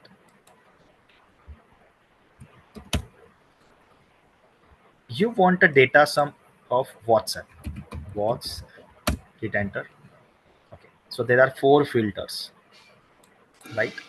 So for example, chat what trusted invite no, this one image. So it will give me a WhatsApp image.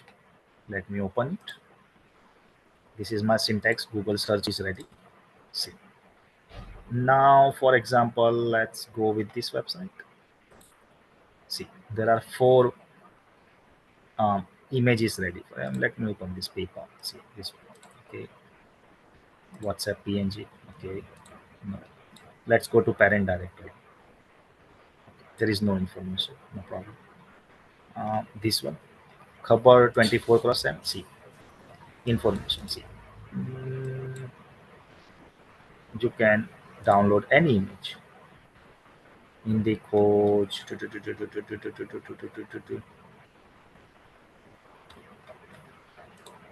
Let go with WhatsApp database. It will give you more information.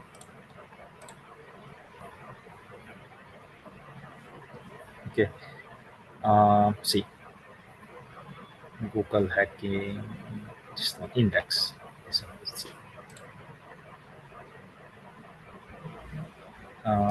Parent directory, backup, media.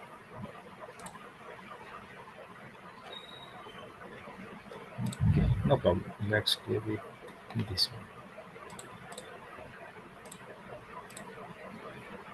Index of this WhatsApp. November. Okay, this is latest one.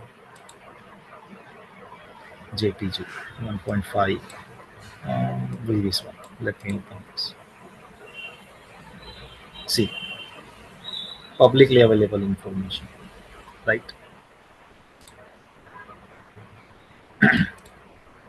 So you need to search here with help of Google Dorking, which we called Google Hacking Database.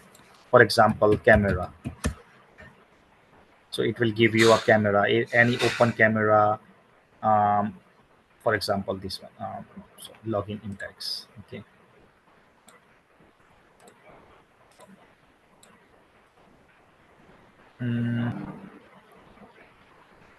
Any IP address, if you see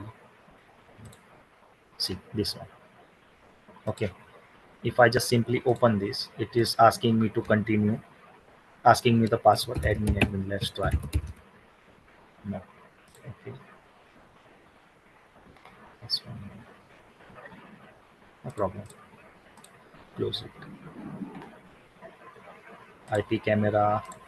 This one. This IP camera. This IP camera. This IP camera. This IP camera. Let's try password.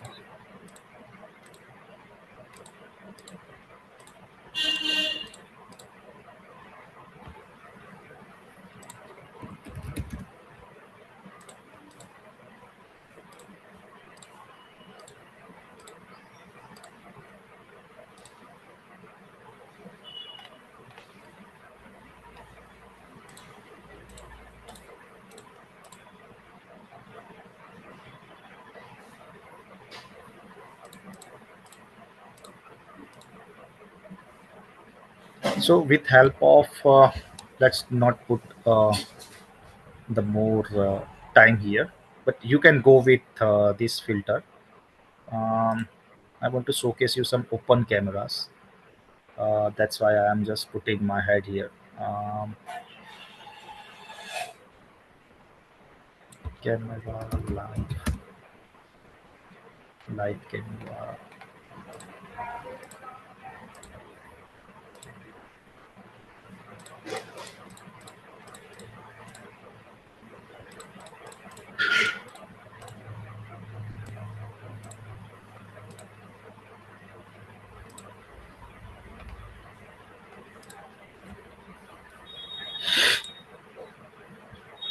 See, this is some live camera open,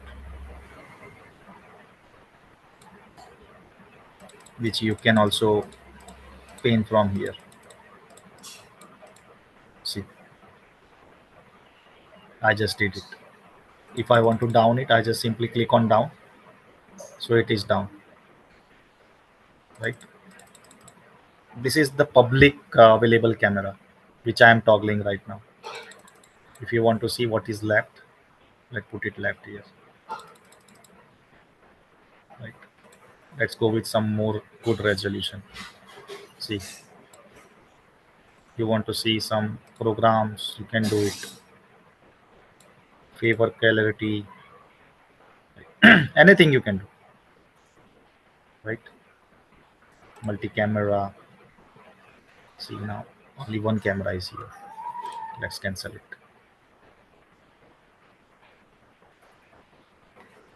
Let me close this tab. See, this camera is open here. See this camera.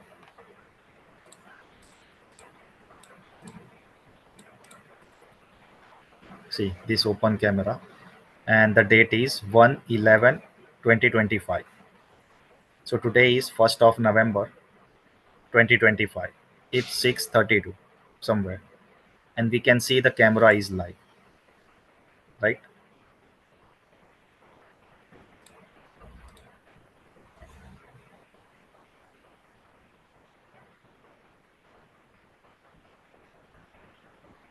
See this camera.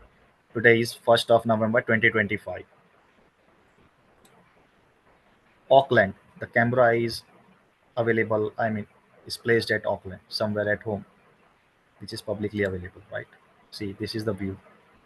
1st of November, 11:32 CET time, right? So this way, with help of Google docking, Google hacking, you can um, find any information with help of key syntax, right? Let's move ahead. So there is other tool as well, which is called Spiderfoot. It is also same. It will help you to collect the information, analysis the data from various public sources, and it will help you for any investigation. So what you can perform, you can simply check IP addresses, domain, subdomain, host name, network subnets, ASN, email address, phone number, username, person's name, Bitcoin address. Okay.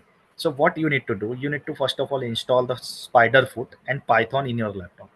So I already installed Spiderfoot in my laptop and Python as well, right?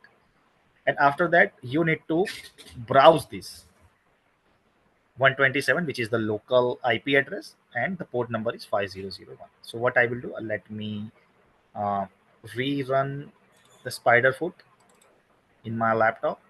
You can see, right? You can see my laptop. So Spiderfoot I'm going to run, which is started here. Okay.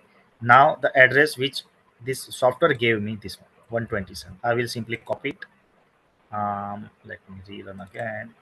This window has to be opened, right? So this is open. Now let me go back to the address 127, and Spiderfoot is opened, right? I have done some more analysis before, so these are the result, right? So for example, this is a Spiderfoot which is a local tool, but what you need to do, you need to integrate this tool with public forum, right? For example, let me go with Sodan. First of all, let's say Sodan is the public API which will have you. So I put my public API here. So what I will do, I will go to Sudan. Okay, I will log into Sudan. Right, Sudan is here. Under the accounts, there is a API key, which is my API key here. What I will do, I will simply put my API key here. So there are a lot of websites here, right? If you put that, this spider foot will talk to Sudan and it will take the information, because Sudan is a tool which collect the information, right? For example, if I will start a new scan will be Google DNS. My target DNS is 8.8.8.8, right? It should take all the information about the target, and I will start a run. So this tool will talk to all available APIs this month. All this Yahoo, WikiLeaks, TLD search, SSL, Spider, blah blah blah. Every APIs it will talk, which is not locked.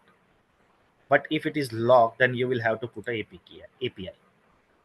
API stand for, it will talk to Spiderfoot, and Sudan talk to internally. So if I go Sudan,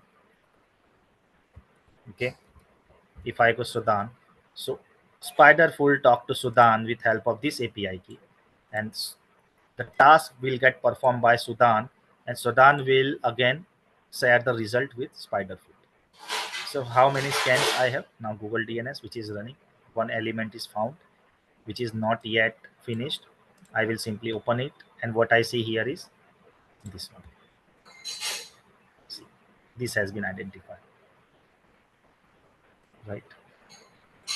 For example, I will start a new scan, Google,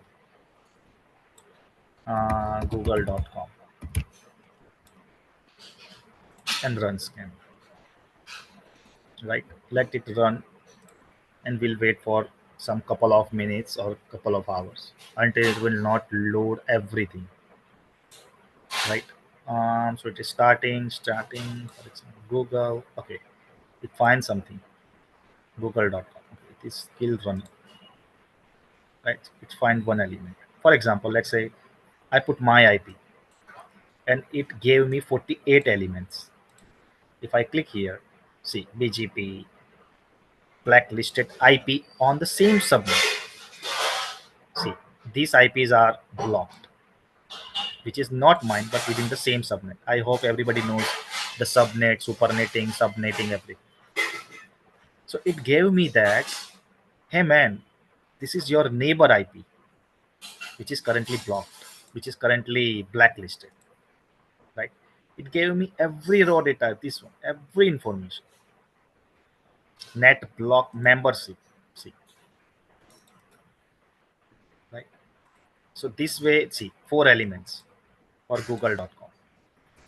You can see DNS, search engine web content, internet name. What? 4 totals. Error. It gave me 11 error. It gave me this much of unique addresses. See. So this spider foot will help you to analysis all the kind of IP address, username, phone numbers, everything. Okay. So see, it will appear this kind of result. I put one scan, and it gave me everything in terms of charts, bar everything, IP address 6, internet name, LinkedIn URL, name server, SSL certificate, everything, every data it can give you. Okay. Okay, the Sudan, the next tool, Sudan, it will help you to extract the information of devices like IoT devices, router, servers, web cameras, printers, traffic light, smart home devices, many more. You can scan the ports of these devices, HTTP, FTP, any port you can scan. Okay. So for example, let's see, we'll have to use the same operator here. For example, I want to find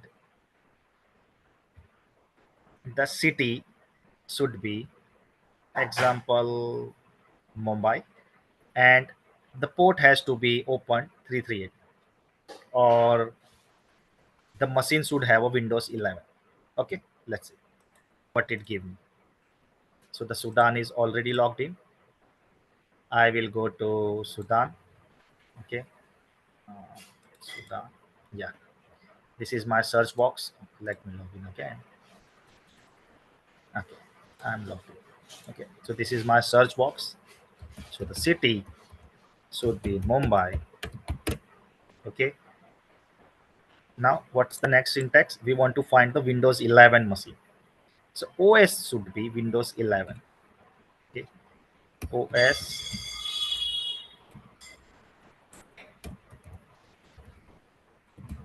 Windows 11. Hit enter. See, within a couple of seconds, not couple of seconds, within a friction of seconds, it gave me 1135 result. It scanned Mumbai has this Windows 11 laptop. See, top organizations are Amazon, Google, Bharti Airtel, Contabo, right? See, this much of result. See, Reliance, Bharti, Amazon, Internet, Tata Play, Tata Broadband, Joy Service, everything. Which OS are they running? Which ports are they running? Which 11? Okay, there are 11, but there are a lot of builds here, right? There are a lot of builds here. Top reports, everything they have given us. Okay, for example, now let's filter with 3389 because 3389 is the remote port, right? So the port should be 3389. Hit enter. 875 result, right? Now let's say copy this remote. If I will open this, it will ask me a username and password, literally asking me a username and password. And I perform this task in front of you in a couple of seconds. Let's put admin. No, it is not, right? It's the beauty of Sudan, right? For example, see, target name Sanjay, net bias name Sanjay. See, Google LLC, right? See, this this is the this is the host name for the server. Build. Okay, let's go one thing. Let's do and open this. See, now this server has a this SQL server running over the remote port 3389, which has a this certificate, public key certificate, signatures. See, this 7547 is also open, right? This is the ASN number, operating systems, registered. These ports are open. Okay, for example, if I copy this, copy, if I type https / this one, port number 7547, 7547, hit enter. Let's see what it happens. No, let me telnet it.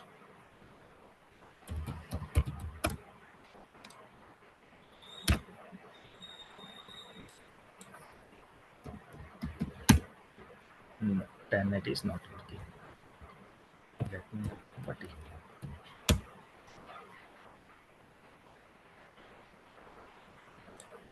Okay, putty is not installed currently. No problem. So it gave me literally all the result. See, see, asking me username and password. Literally asking me username and password. I put admin. Nothing is popping up now. Authorization required. Right. So with help of this syntax, you can perform anything. Literally perform anything. Title, product. Let's find product. It should be HP. So let me go back. and product should be HP. No. Dell. No. Okay. Okay, forget it.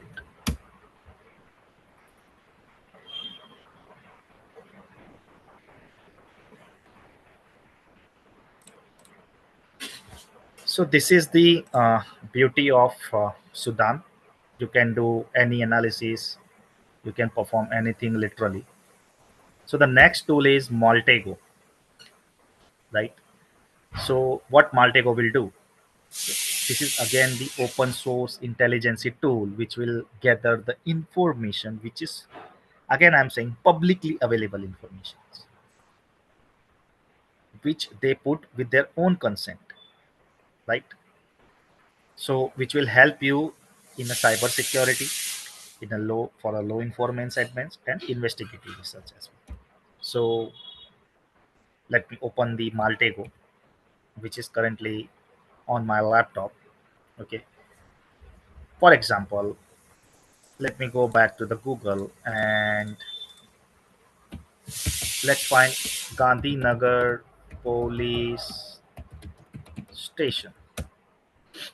Okay, and this is the Gandhinagar police website. Right, open it. Okay, this is the official website.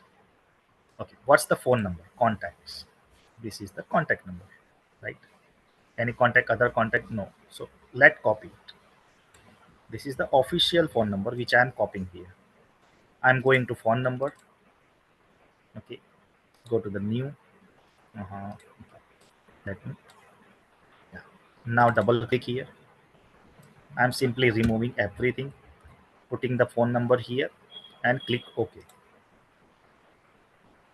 Nothing I did. Now click on what phone number. Let run it. Right. So let find address. What is the address of email address of this phone number? So it is going and searching. Let's see whether we see any result or not. Okay, we don't see any result. No problem. Let remove hyphen and click OK. And let's type find the email again. No, no problem. IP address. Okay.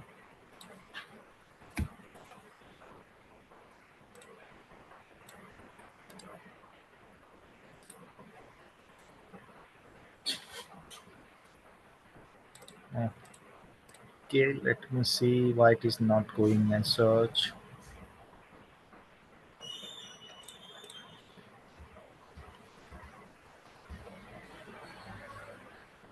Yes, it is showing right. The Gandhinagar police number. It's 108, right? Which is the same. Yes. Click OK.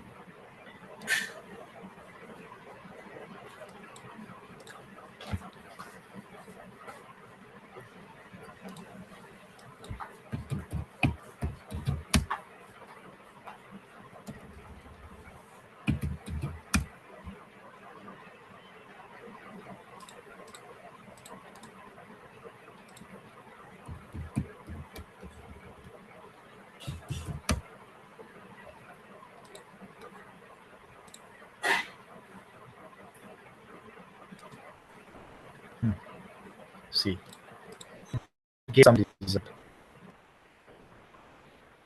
that this. Let me close it. This phone number is tagged to this many websites: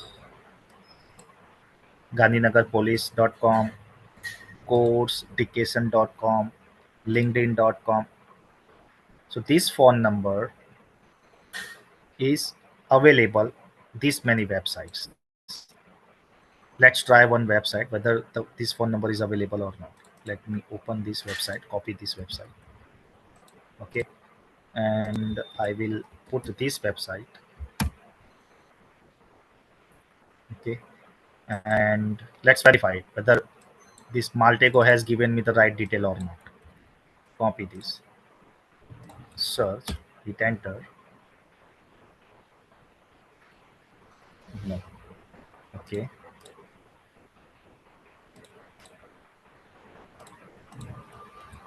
Paste. And which website is this? This one.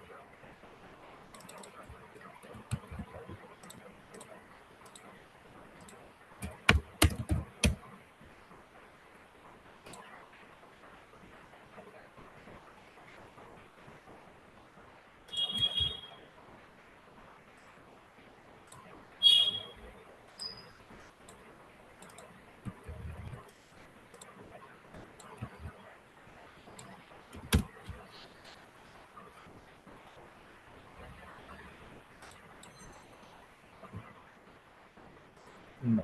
Okay.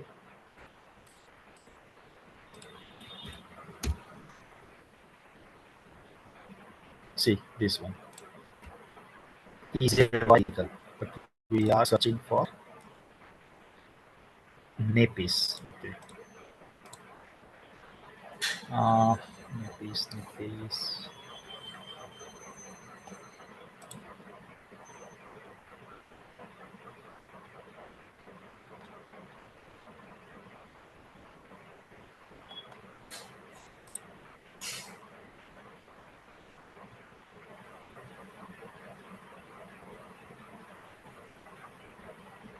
But it has search, so maybe this will available somewhere.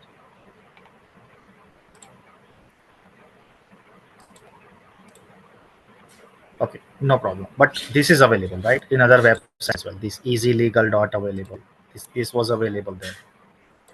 Okay. If I go here, this is easy legal. See, this is available, right? Just dial available. Any website you go, it is available, right? Maybe this is not a website. This will be this one. It should be available, right? Why it is not? We will see later. No problem. Okay. So we can see whether this has. Now let's check for an email ID. If any email ID is available, let's see. Run it. It is running.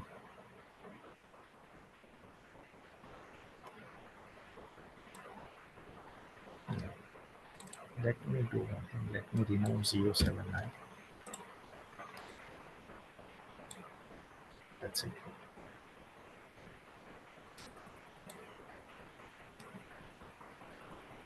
Okay, no problem. So we know that we need to configure something here, then only it will work. Maybe something needs to be done here. 079.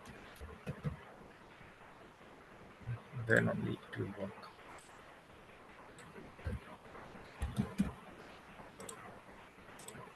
Let's forget about it. We should have police.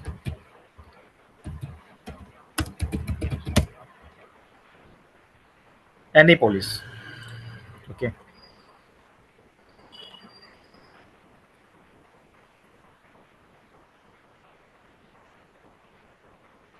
Let's go with some other number. This one.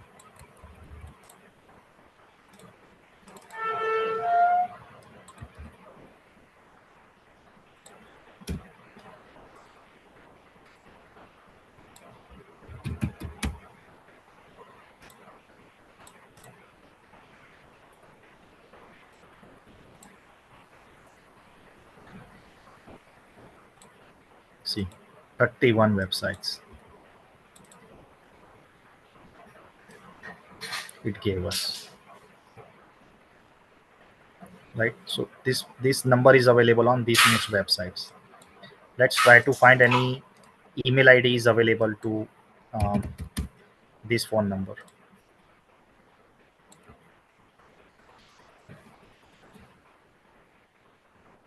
Any email ID? No. Okay. Um, Number, phone number. Let's see any other phone number.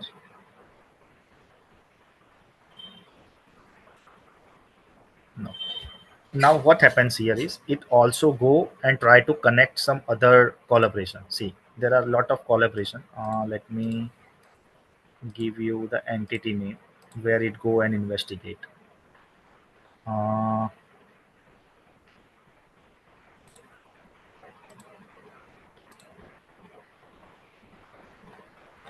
they will go and investigate. Where is the import and export third party trader? No.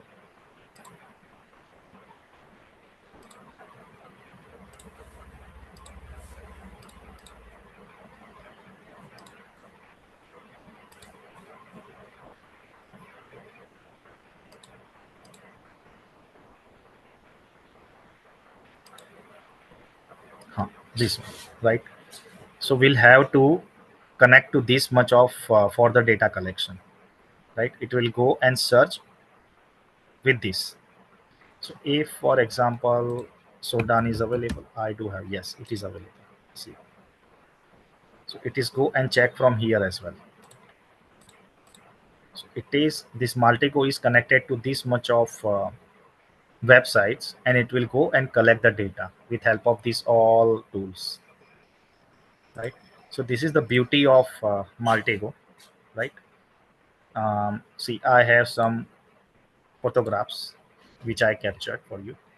See, this phone number tagged to this much of web's email ID. Gujarat government.in, Gujarat Police, Gandhinagar Police. This much of phone number is tagged to this phone number, right? So I configure this. Let's move to the another topic we do have, which is the uh, cyber security. And whatever we have done so far, we can um, use in our any investigations. So first of all, let's talk about what is cyber security. So the cyber security is completely, you can see on the picture that it is used to protect the computer, user devices, network, application from the attack, any attack. It can be any attack, network attack, data attack, anything, right? So the goal is to protect people, to protect systems and data from hacking, malware, and ransomware, right? So if anybody talk about that, this is the cyber security. So people only and only focus on, hey man, you are in a cyber security, you can hack Google, you can hack Facebook, you can hack Instagram. No, this is the subset of, this is the branches of the cyber security.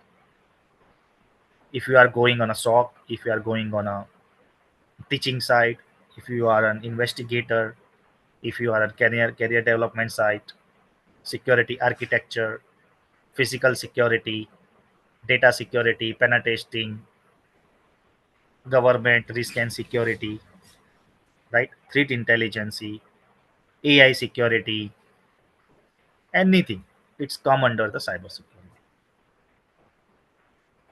So everybody knows what is frameworks, what is GDPR, what is DPDP, right? Cloud security, data protection, network design,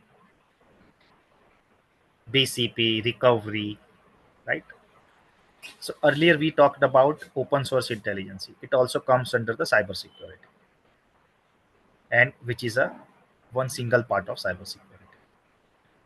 So with help of this, you can do this vulnerability scanning that we do on Sudan, right? You can do penetration, right? So before the cyber security, it was like protecting the information, your data center, your data, your systems, right? And somebody not access your data with unauthorized access, and these kind of things that were coming under the cybersecurity, right? uh, so the common threat that period of time was phishing attacks, some social engineering attacks, DDoS attack. It could be any DDoS attack, right? TCP, DDoS, any floods, TCP, UDP, sync flood, anything. Insider threats. That was the very common insider threat we talk about. People stole your passwords, your neighbor stole your passwords and access with your access, Yeah. So to protect the traditional security, we basically installing the firewalls and antivirus in our laptop, right? That was the traditional cyber security that we put, like firewalls, IPS, IDS, and this kind of simple tools that we were using. But now AI has come and everybody is putting their head on AI. Why? Because AI is fast identifying the threat actor automatically. It will do the analysis, scanning, multiple scanning at a time in your environment, right? So the core advantage is like speed, which is threat detection and response in a second, in a minute, with any human intervention, right? So no, but no human intervention is required that period of time, right? And simultaneously monitoring, scanning the endpoints, laptop, mobiles, anything, network connections, and data flow. And nowadays, machine learning has come. So we all know that machine learning identifying patterns, signatures, you know, everything, and based on that, it predict that what gonna happen. And the next point is automation, right? So there will be no human error, there will be no um, downtime that period of time. So artificial intelligence in cybersecurity. So we talked about cybersecurity. There were human intervention required. We'll have to do tasks manually. But now what is happening? When you put AI, the AI do every task without any human intervention, right? It will do anonymously detection in your network traffic. Before that, you were putting IPS and IDS. But now, if you put AI in IPS and IDS, it will do all the analysis their own and give you the result. Right?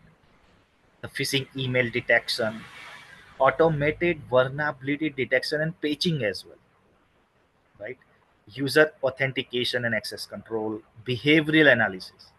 Because before that, the the behavior analysis was the signature analysis, right? So your machine will sandbox it, will give you the signature. But now the behavioral analysis also can be done, insider threat detections, malware detections, and other rest of analysis it can be done, right? So there are no human intent required. It will give you the less cost as well. So what all are the key components in AI?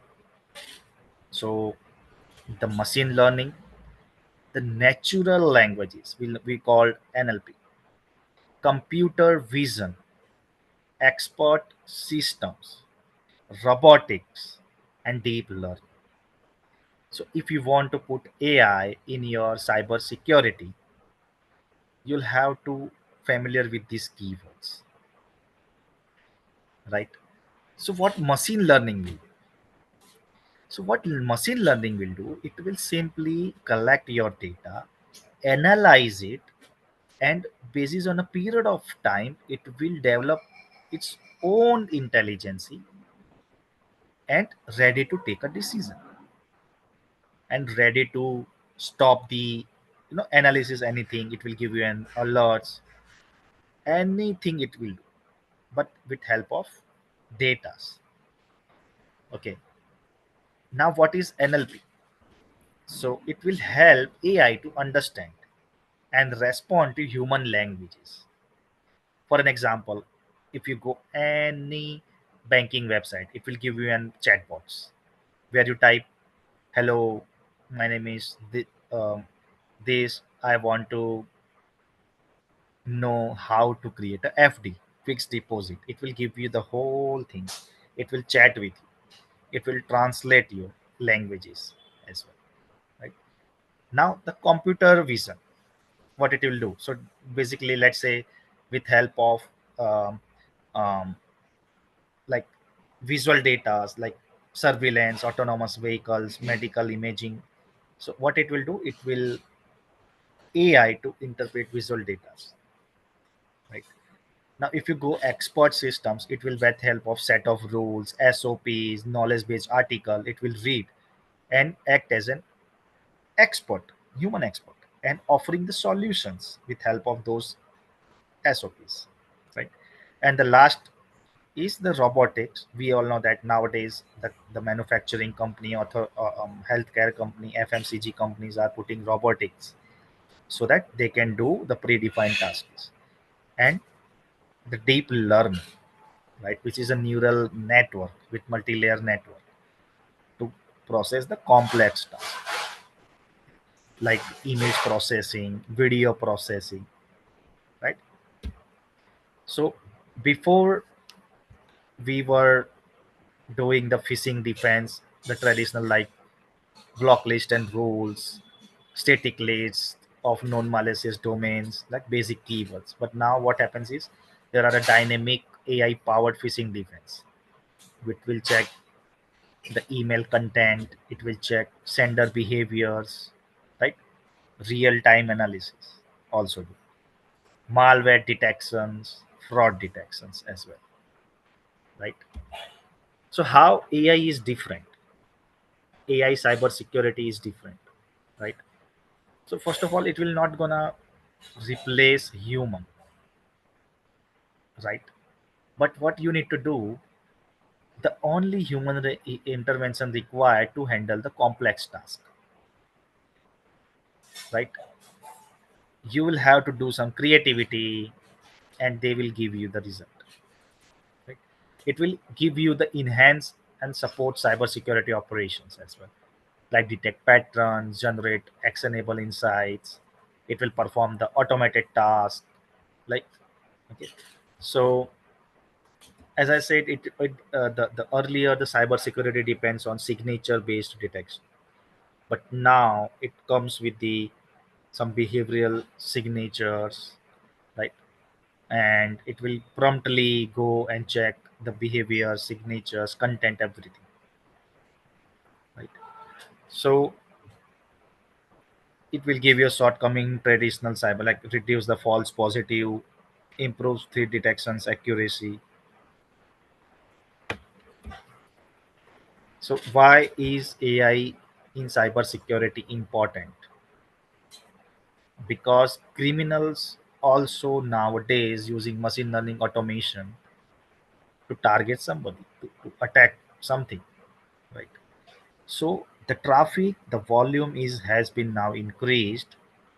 So to protect them, we also need AI to protect ourselves, our devices from cyber attacks, right? So it helps like to to check and analysis a massive amount of data. It will reduce the false positive alerts. It will improve the efficiency and productivity. And there are rest of other technique like polymorphic malware techniques, malicious scripting, and like risk of this, and the behavioral based security approaches becoming are essential these days. So it can detect, analysis, respond to those kind of behaviors in a faster and more accurately manner than the human, right? So what all are the benefits of AI? So AI learn more over the time. As I said, machine learning will learn its own and create a pattern, create the own signatures, right? So it identifies the unknown threats. It handles lot of data than humans. It will help us for the vulnerability management, overall security, duplicative process reduces, right? Security authentication, battling bots, lot of things you can do. But the main top benefits are like um, the AI-based technologies provides deeper security, right?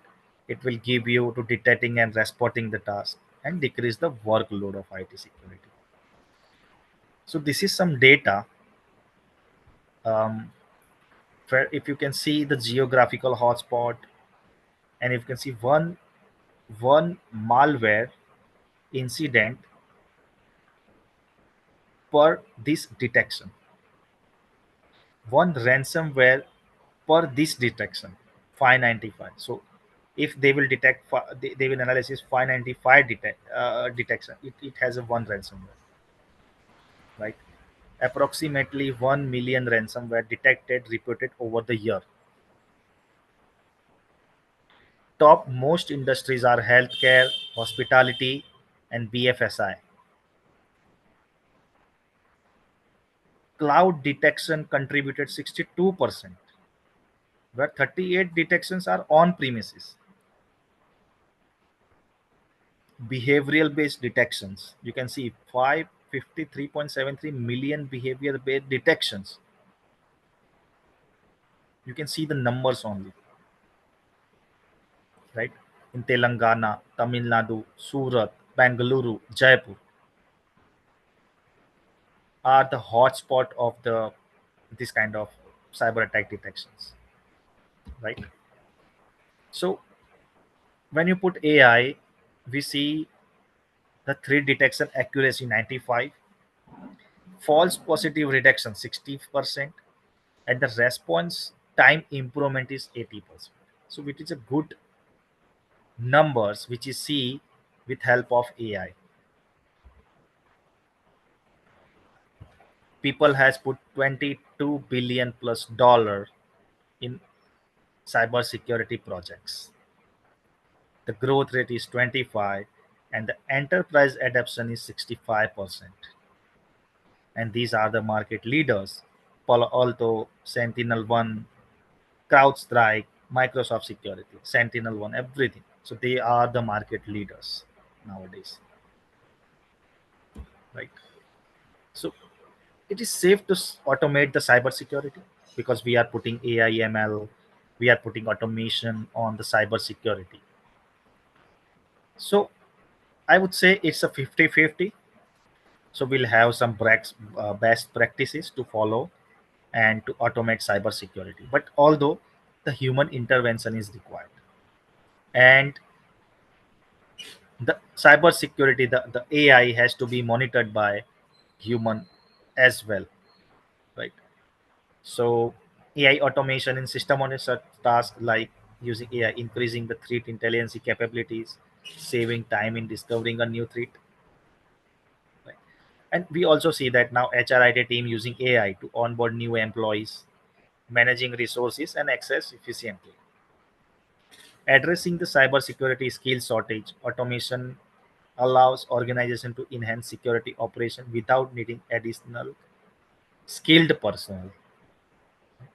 So if you use AI, it will give you a cost efficiency, reduction of human error, and better decision making. I think 2 days back, we see that the Microsoft Azure got down due to DNS, right? And before that, the Amazon data center got down because of DNS.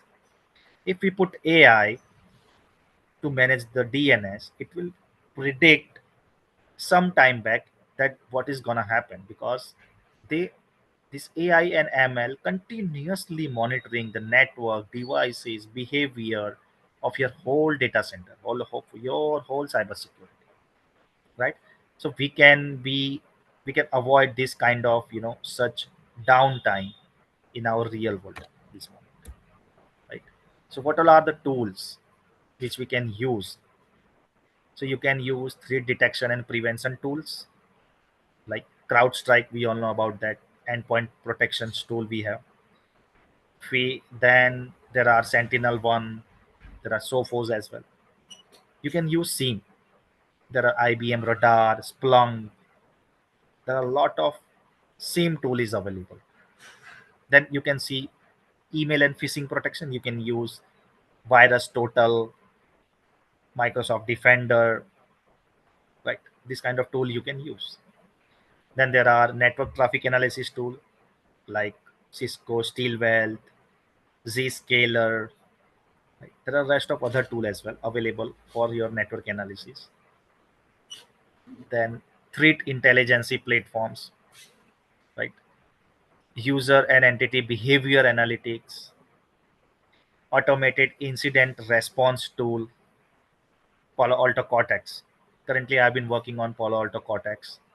It will really a beautiful tool. It will collect all your data, your entire environment data, will will analysis, will give you a beautiful dashboard, right? Then you can use vulnerability management tool. We all know that we all people are using Collies, which is a very famous tool, Tenable, Rapid7 inside VM. These all are the tools. If we go a darker side of the AI, and AI is now becoming a weapon. Okay, so what all are the see deepfake social engineering, that people are generating voice, cloning voice, videos, right? And you know exploring exploiting the cybercrime, right? Then polymorphic malware, AI powered malware continuously modify its code structure. It is very very very a darker side, that the AI powered malware continuously modifying its code, behaviors, patterns, signatures, so that the AI itself cannot detect analysis. Then adversarial attacks like feeding the wrong information, right? Then data poisoning, like corrupting the data so that the AI/ML can be manipulated. So this is all about the AI/ML in a security. So if you want, I can go some other IP website email investigation tool as well, because we have 15 minutes. We'll walk through very fast, right? So for example, if you want to go to um, analysis your IP address, your email, your website, so how you will do, right? So we all know that the IP addresses, there are two versions, IP version 4 and IP version 6. Okay, and since the IP addresses are needed because we are using IoT these days, so IP version 6 is introduced. So there are classes in IP version 4, A, B, C, D, E. There are types of IP addresses: public IP addresses, private IP addresses, static and dynamic, right? So if you are troubleshooting in any small network, right, a local area network, and the very and you are troubleshooting in wide area network, so it is a very very small local area network. Um it will have a laptop, PC, servers connected to your routers. That's it. And you should have your multi branches office connected to your WAN, IPsec tunnels, MPLS. So we'll call it WAN, right? So it is a broadband setup at our home. We have a broadband here. Our all devices are connected. This broadband will talk to the ISP, and ISP will go and collect the data. Okay? We can access the internet. But if you can see small offices, the firewall, everybody is putting the firewall with 50 users, 100 users capacity, and they're putting their own critical servers. Okay, and they're accessing the internet. So the okay, and they do have the remote people as well, so they can talk to their servers, their internal printers and all. So this is a small office diagram. If somebody has a multiple or multi-branch offices, so the diagram will be like this, that this is a whole MPLS IP sectoral network over the WAN, and branch offices is connected to the IP sectorals, right? People are now using SD-WAN to connect their all multi-branch offices. These are the VPN users, remote users. These are the telecommuter, and these are the small offices connected to the MPLS network. So what is netting? So it will change your IP addresses and talk to the internet. For example, this is my laptop talking to my home router. Router will change the IP address. It will talk to ISP. So it's called netting. And when the ISP will also change the IP address, we call it double net. Here the netting is done by the router, but here the netting is done by the home router as well as ISP. So what is VPN? What is VPN? VPN is basically used to connect two sites or your laptop to your remote servers. It will give you the security and privacy. Your data and will get encrypted. Nobody can steal your uh, data. It will help you to secure your laptop or devices from public Wi-Fi or bypass censorship. Right? So uh, we use Tor router, Onion router. We all know that what is Tor. So the Tor is basically a small onion types. It's a Tor network. We all know that we have an onion and there are a lot of layers. The same way, when you install the Tor in your laptop, what it will do, it will go to your destination with different servers, and every time your IP will get changed, right? So the destination don't know that who you are and where are you coming from. So it will go to this router to this relay to this relay, and then again talk to this server, right? So it will encrypt your traffic, it will mask your IP addresses, right? It will block the fingerprinting, and it will delete the history. The moment you receive the data, all this onion router will delete the history, right? So when you install VPN and using the Tor, what will happen, right? So this is your computer and you have a VPN client installed and you are using a Tor client. So what happens is you will talk to your VPN server, right? Because the VPN to VPN server, which is encrypted, your Tor data is going through your VPN. Now the Tor will understand that the data is coming from the VPN server. It will go again relay to relay and again to the destination, right? So you are most secured now via using VPN client and using the Tor, right? So let me share you how you can track your IP addresses. So for example, you have an IP addresses. For example, 103.81.92.205. This is my ISP, right? For example, when you go, who is your IP? Who is, it will give you the whole things, right? Let me go and Google and give you the inside here. So if you want to email your IP address analysis, right? So I will type IP cow or what is my IP.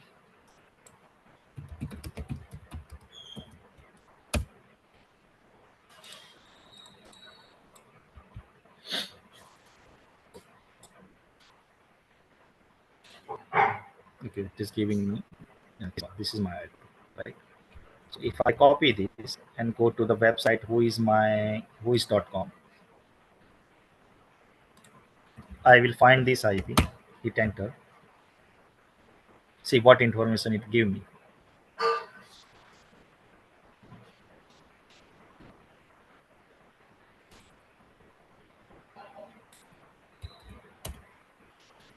See, this is my range, right? This is if you want to report anything, this is the email ID. This is the address of my ISP. This is the email box, right? And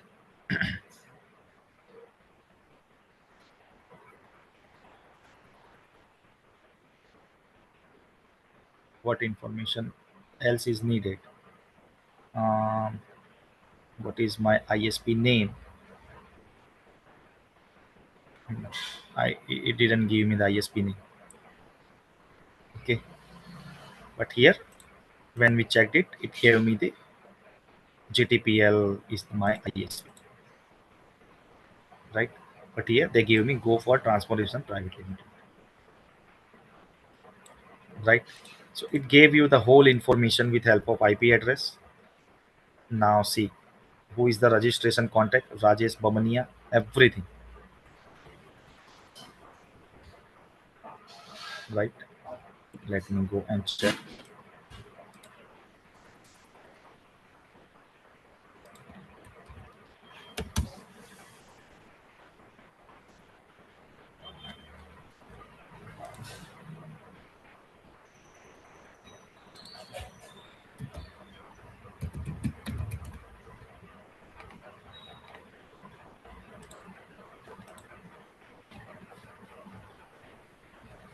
Gujarat city, Ahmedabad.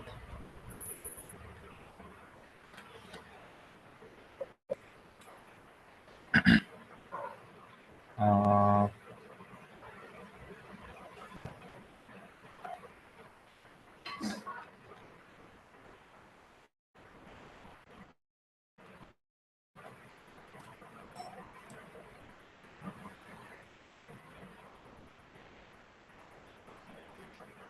Gujarat Telelink organization. See,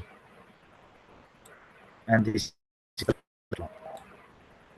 is the pin code, right? It gave me everything. So this way you can do investigation of your IP address. You can find numbers, phone numbers, email ID, everything. So if you find the geolocation, as I said, you can find the geolocation as well. Find iplocation.net. You can find the geolocation as well. And then you can talk to the ISP to share the data, right? Okay. Now, if you want to go with any website, so for example, google.com. So what you will do, you can use this website, who is lookup again, and your google.com or example.com. See, it gave you everything. It gives you all the details.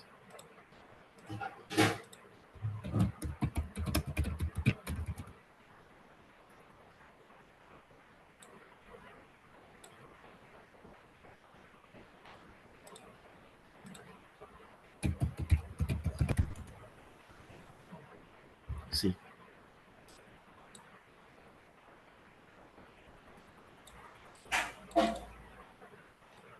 all the details, domain, everything, similar websites. Go and check. There are a lot of freely available tool available, websites available. See, example.com, register domain, name servers, when this is gonna expire, this is registered, DNS security, authorizer servers, everything, right?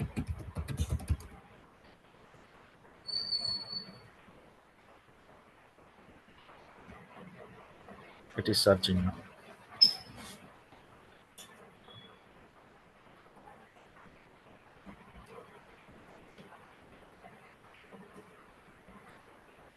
Okay, let it be, no problem. So this way you can analysis your all websites. There are tool DNS stuffs, MX toolbox, intro DNS, right? So you can also do that DNS analysis, right? Now what is email header? So email header is a section of the email that contains routing, sender, recipient's informations. It contains all the informations. from to subject, date, reply to, message ID, MIME, version, everything. So if you want to access the full header, you inspect it, and there are tool for email investigations. So for example, you want do any email investigation. If you have a Gmail, you have Outlook, Yahoo Mail, or Apple Mail. This is the way you can download the email. So original. View message sources. So if you have a Gmail, just go and click on show original and download it. Right? You can see all the information. Let me see how. See, if you go and click your any email, three dot here, click on show original.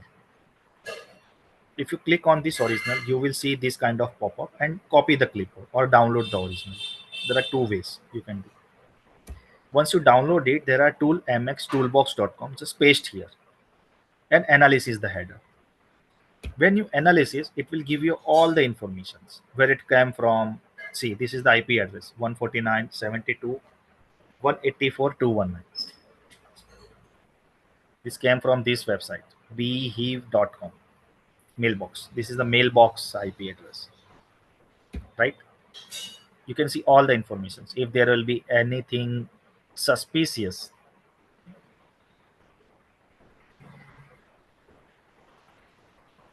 you can find it, right? Now, phishing email asks the fraudulent message that appears to be a legitimate, right? So what it will do, it will looks like a original email, but it doesn't come from the trusted organizations, right? So how you will detect the email is original, good or not? So you need to check the suspicious sender address, generic greetings like dear customer, dear sir, hello sir, like this, have some spelling or grammatical error, threatening language or urgent. Hey man, if you don't click here and pay 50 rupees, your bank account will get blocked. They will give you a suspicious link. Hey man, click here, you will be getting 50 rupees or 500 rupees as a voucher. And they will expect, unexpected request to you, like put the password, credit card details. They will give you the fake website, fake login websites, fake login pages, and it's proof to branding like Adidas to Abidas. This is the common things, right? They will give you B to D, so it becomes the Abidas, like this. So you don't need to click any links. Verify always the email source. Open the multi-factor authentication. Use anti-phishing tools. Regularly update your softwares and educate and train. This is all we do, right? So there are manual tools, automated tools, browser extensions, email plugins. There are forensic tool as well, right? So as I said, just download the message. When you download it, there are a fish tool.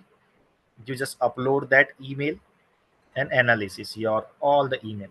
See, it looks suspicious, right? It gives me an error.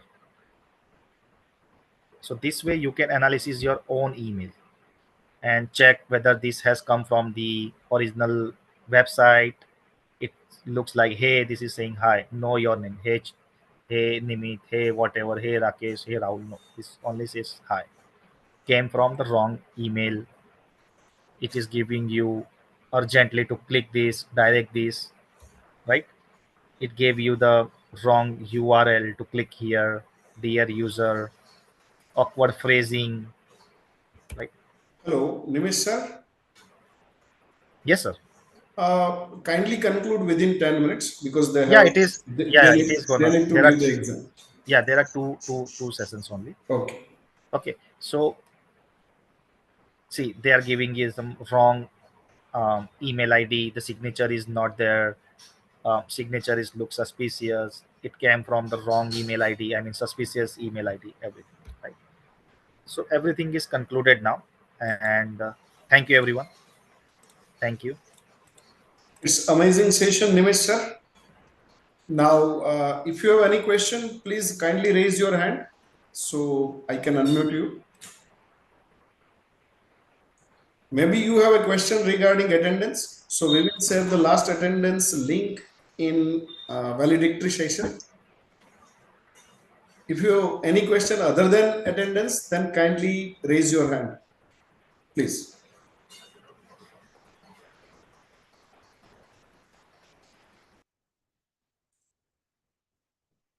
Yes, Vidhu Balaji, you are asked for unmute. Please. Please ask a question. You can unmute yourself and you can speak. Vidhu Balaji. Yes, sir. I had some. Actually, I'm traveling from college to home, sir. So I got some network issue in between. Attendance. No worries, no worries. If the attendance of this session and valedictory session, we will collect the Zoom Only the last attendance also. session, sir. Previous session I have got. Definitely, we will collect the Zoom attendance also. Don't worry. Okay, sir. Thank you, sir. Welcome. Yes. Any more question?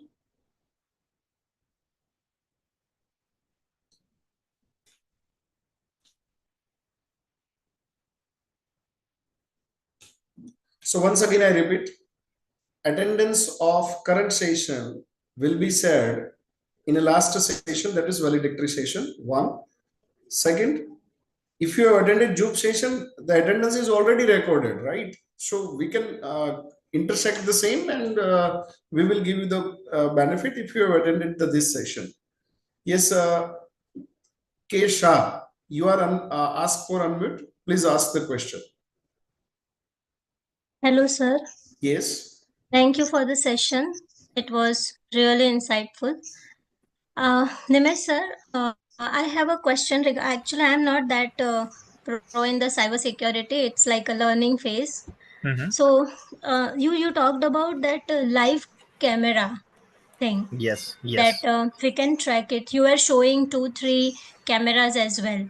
Yes. So my question is, there must be some configuration thing, like this way that anybody can check your camera. Like for example, currently Paraksa's camera is on.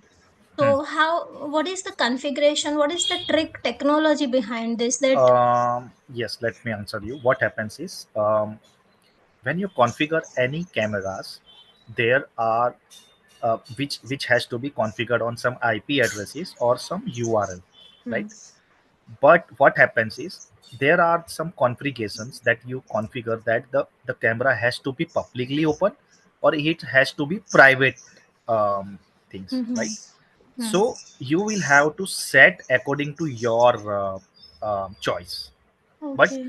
those cameras, sometimes what happens is, by mistakenly they do not change the password, like admin to any passwords. So sometimes what happens, those cameras um, are available publicly and we can open it. So that's called the vulnerability. And with help of this kind of tool, we actually analysis, detect the vulnerabilities, and that's how the hacking can be possible, right? But now your question is, that is publicly available and we can open it. Yes, because they have made such a configuration so that we can open and preview the camera's slides, right? Okay. That's So why it's a okay. So it means it is intentionally kept open. intentionally and unintentionally both. Okay.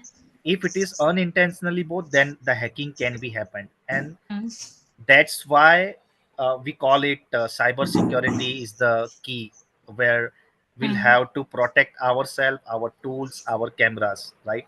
Cyber security hacking is cannot be possible without any vulnerability. So we'll have to find the vulnerabilities so that we can go inside and hack the device, the tool. But those cameras was intentionally opened, but sometimes it is not, sometimes it is. Yes, so both is the answer. Yes.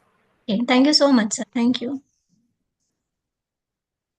Okay, few questions I am getting regarding the exams. Please let me inform you guys.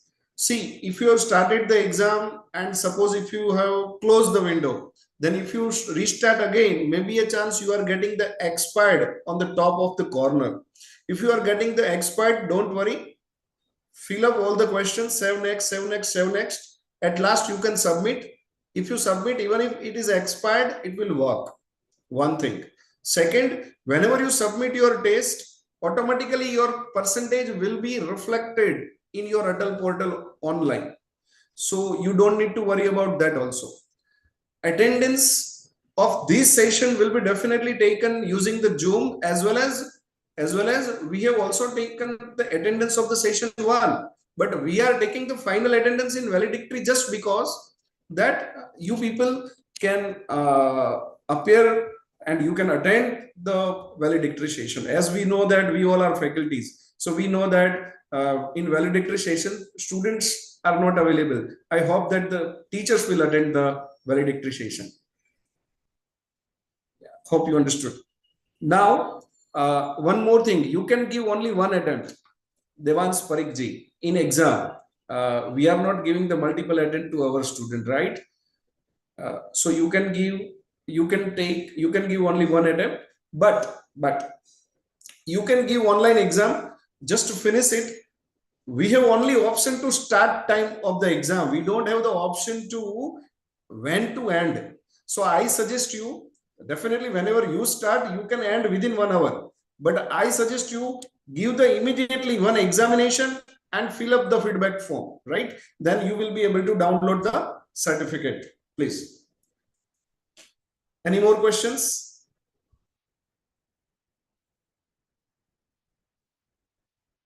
So wishing you all the best for your examination. The same marks will be recorded in your online portal immediately. You will be able to see that how much score you get. Then after you can give the feedback. Everything is over. I request you to kindly attend the final session, that is valedictory session, and in which please give your genuine feedback. Yes, I'm asking Devans Parikh to ask the question, please.